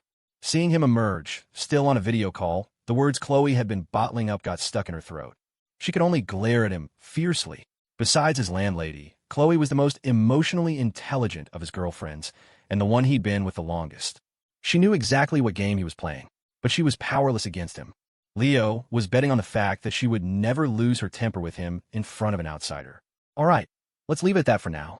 I'll stop by the office in a couple of days, Leo said, making up a few lines as he sat down next to Chloe. He then flipped the camera to face her. By the way, Jean, let me introduce you. This is my girlfriend and my first love, Chloe Miller. On the screen, Jean looked taken aback. She had no idea why Leo was suddenly introducing his girlfriend, especially with the emphasis on first love. Was he trying to rub his happiness in the face of a single woman pushing 30? Or was he trying to cultivate an image of being a devoted partner?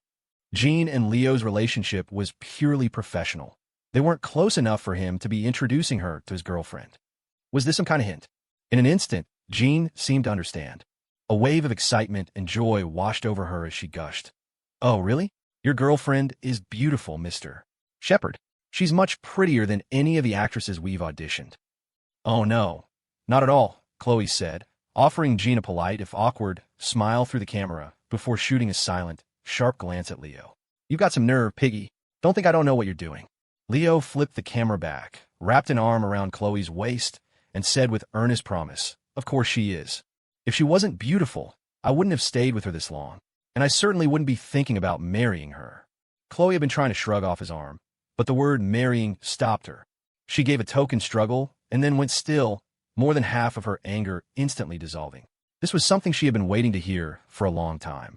After that one night, Leo had never brought up marriage again. She had thought he'd forgotten, but he clearly remembered. Still, the thought of him getting with her best friend just last night made her blood boil. In a spot hidden from the camera's view, she reached out and pinched his waist hard. "Hiss. Okay, Gene, something's come up.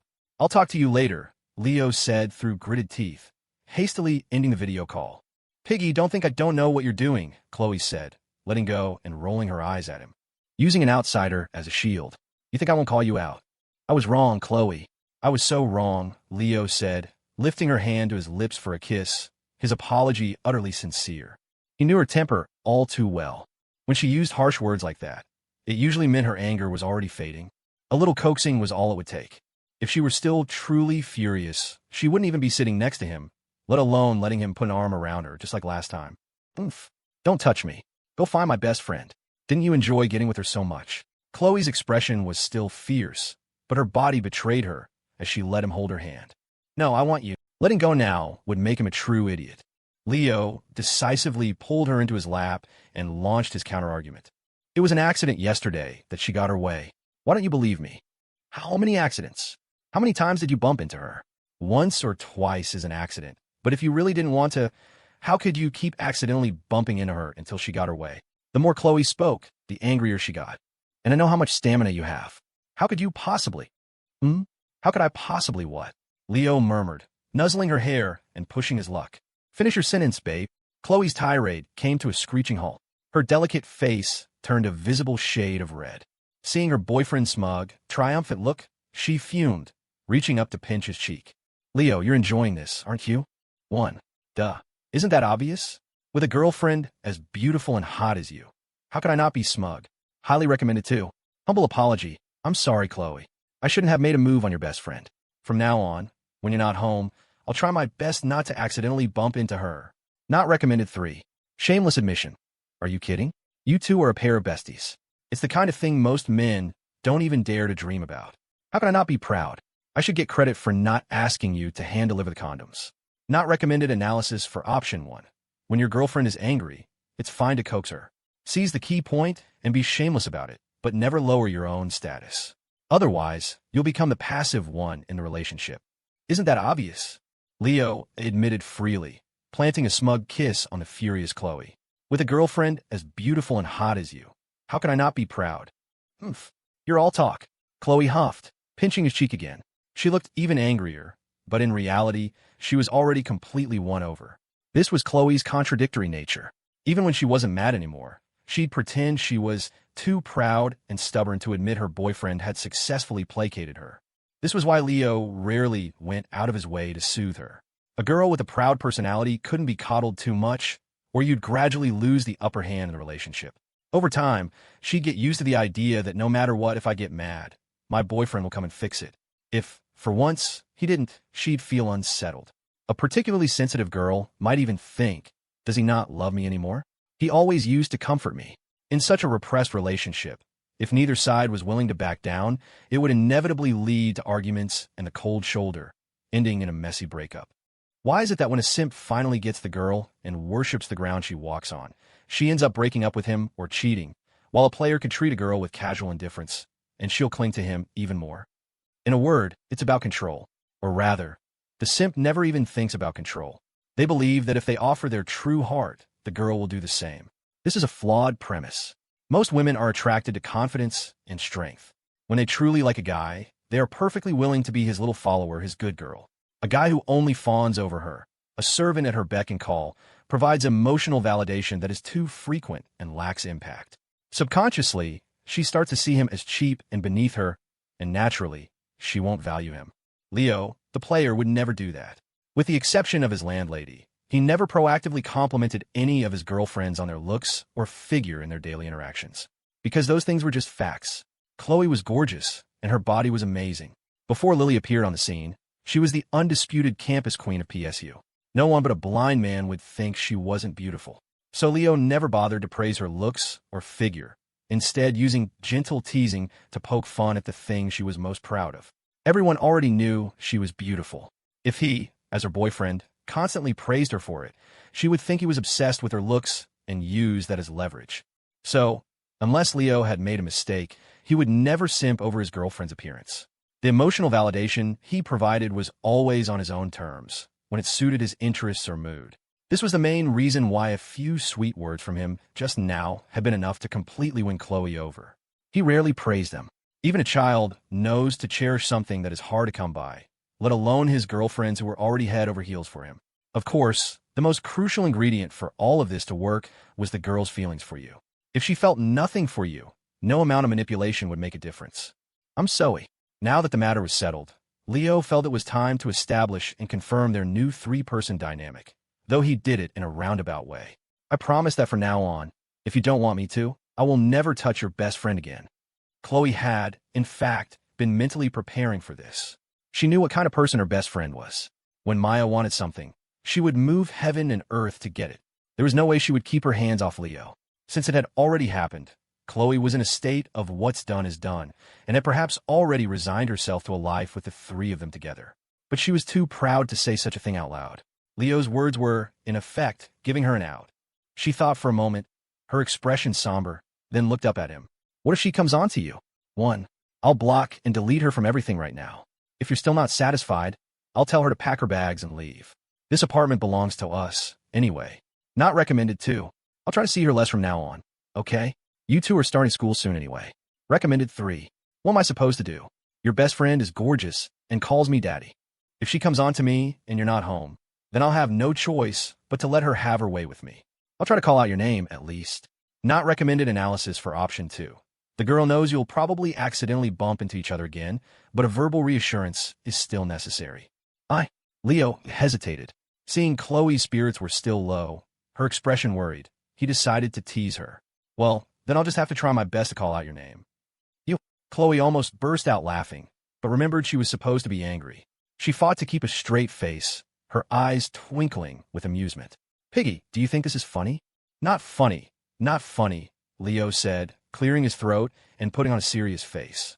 I'll try not to see her from now on, okay? You guys are starting school soon, and I'm about to get busy too. Even though Chloe had now tacitly approved of the situation, and he and Maya would continue their accidental encounters, he still had to verbally acknowledge her feelings. Some thoughts were best kept to himself.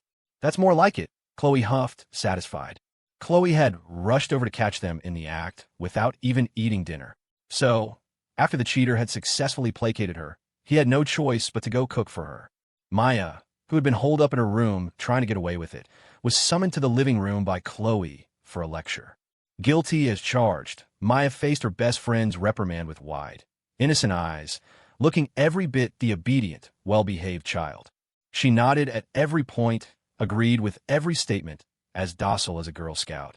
Chloe had already vented most of her anger on Leo, and seeing Maya so readily accepting of her scolding, she couldn't stay mad. After just a few complaints, Chloe dropped it. She even reached out to touch Maya's forehead, her tone a mix of exasperation and concern. You're insane.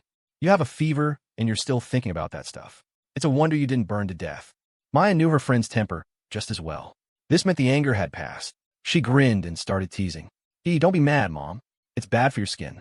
The outrageous title made Chloe's skin crawl. She pushed her best friend's face away in disgust. Get away from me. You're getting addicted to that, aren't you? By that logic, does that mean you have to call Leo Dad now? Maya paused, her eyes lighting up. Without warning, she shouted toward the kitchen, Dad, make some extra noodles.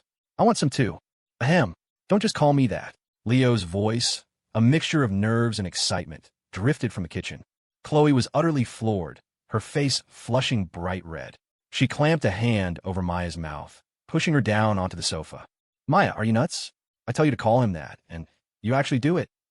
Maya said nothing, just gave her a suggestive, playful smile. Damn it, having you as a best friend is my penance for a past life. Utterly defeated by Maya's imperviousness, Chloe, in a fit of frustration, straddled her slim waist and began to tickle her. Maya was extremely ticklish. It was her only physical weakness. Whenever Chloe lost a verbal battle with her, she resorted to this tactic. It worked every time. Soon, Maya's silvery laughter filled the living room. Leo peeked out from the kitchen doorway to see his two girlfriends writhing together on the sofa in a rather suggestive scene. It was all very stimulating. Looks like I've successfully muddied the waters, Leo sighed with relief. From now on, the relationship between the three of them would probably have fewer barriers. Maybe in a little while, the dream of all three of them sharing a bed would become a reality. And the next time a sensual scene like this unfolded, Leo could righteously join in, descending from the heavens to take on two at once. A few minutes later, Maya was red-faced from the tickle attack. She grabbed her best friend's hands, begging for mercy. "You little tramp." Chloe, also flushed and sweating, sat triumphantly on Maya's waist. After letting out one last insult, she glanced surreptitiously toward the kitchen, then lowered her voice to a whisper. "I'm warning you. Since it's already happened, I'll turn a blind eye. But from now on, you better make sure you use protection. I'm going to marry him. If you get pregnant first, what does that make me?" Chloe was already in a state of resignation. She had no illusions that Maya would keep her hands off her boyfriend. Her only hope now was that they wouldn't create a life out of their little escapades. Otherwise, their already strained relationship would become even more bizarre. Faced with this complex issue, Maya didn't answer. She just stuck out her tongue playfully. After they ate their noodles and showered, Chloe came out into the living room, toweling her wet hair. She found Maya clinging to Leo's arm, looking utterly adorable and compliant. Chloe fumed. She strode behind the sofa, tilted Leo's chin up from behind, and forced him to look at her. "Piggy, I'm still here. You can't wait already? You want me to go downstairs and buy you some condoms?" "1. Babe, I'm the victim here. Your best friend is all over me. What am I supposed to do?" "Recommended 2. Didn't you agree to let your best friend live with us as a trio? Why are you getting jealous now?" "Oh, so I'm only allowed to show affection to you?" "Not recommended 3. Is that an offer?" Go on, go on. Yesterday, your best friend and I just missed out on unlocking the living room sofa. When you get back with them, we can run a 3-player ranked match. You can play support. Not recommended analysis for option 1. In the current situation, shifting the blame is the best choice. "Babe, I'm the victim here," Leo said with an innocent, bitter smile. "Your best friend is all over me. What am I supposed to do?" Maya, however, was unbothered and chimed in excitedly. "Chloe, you can sit on the other side. Leo has another arm." "Huh, I'm not as shameless as you." Chloe spat, tossing her hair dismissively. She sat down primly on the other side of Leo, pulled the Pikachu pillow in her lap, and pretended to scroll through TikTok. Maya had just been chatting with Leo, but with Chloe sitting right there, her illicit thrill-seeking instincts kicked in. Right in front of Chloe, she started getting handsy with Leo, her words becoming incredibly suggestive. "Leo, your hands are so big. I didn't notice last night. Let's compare. Wow. Leo, your abs are perfect. They're hard as bricks. They feel so good. No wonder Chloe is so obsessed with you. Leo, who do you think is better, me or Chloe?" "No, I mean, how we did last night." Faced with Maya's relentless assault, Leo didn't dare make a move or react. He could see Chloe's brow furrowing, the Pikachu in her lap being strangled into a new shape. She was about to explode. "Hey, Maya, stop it. Wait, MMPH. Just as Leo was about to say something, Maya leaned in and kissed him right in front of Chloe. She even grabbed Chloe's hand, as if trying to provoke her into action. "Damn it, you two adulterous bastards. I'll kill you." Chloe couldn't hold back any longer. Snapping back to reality, she grabbed the deformed Pikachu pillow and started wailing on Leo with it. "What the hell? What did I do?" Leo cried, shielding his head. He looked over and saw that Maya had already fled. He pointed at her retreating back. "It was your best friend who started it. Why are you hitting me and not her?" Chloe turned her furious gaze toward Maya, who immediately bolted for her room. Listening to the sounds of playful chaos from the living room, Maya collapsed on her soft bed, a blissful, contented smile on her face. This is the life. Part 2. Mandatory separators.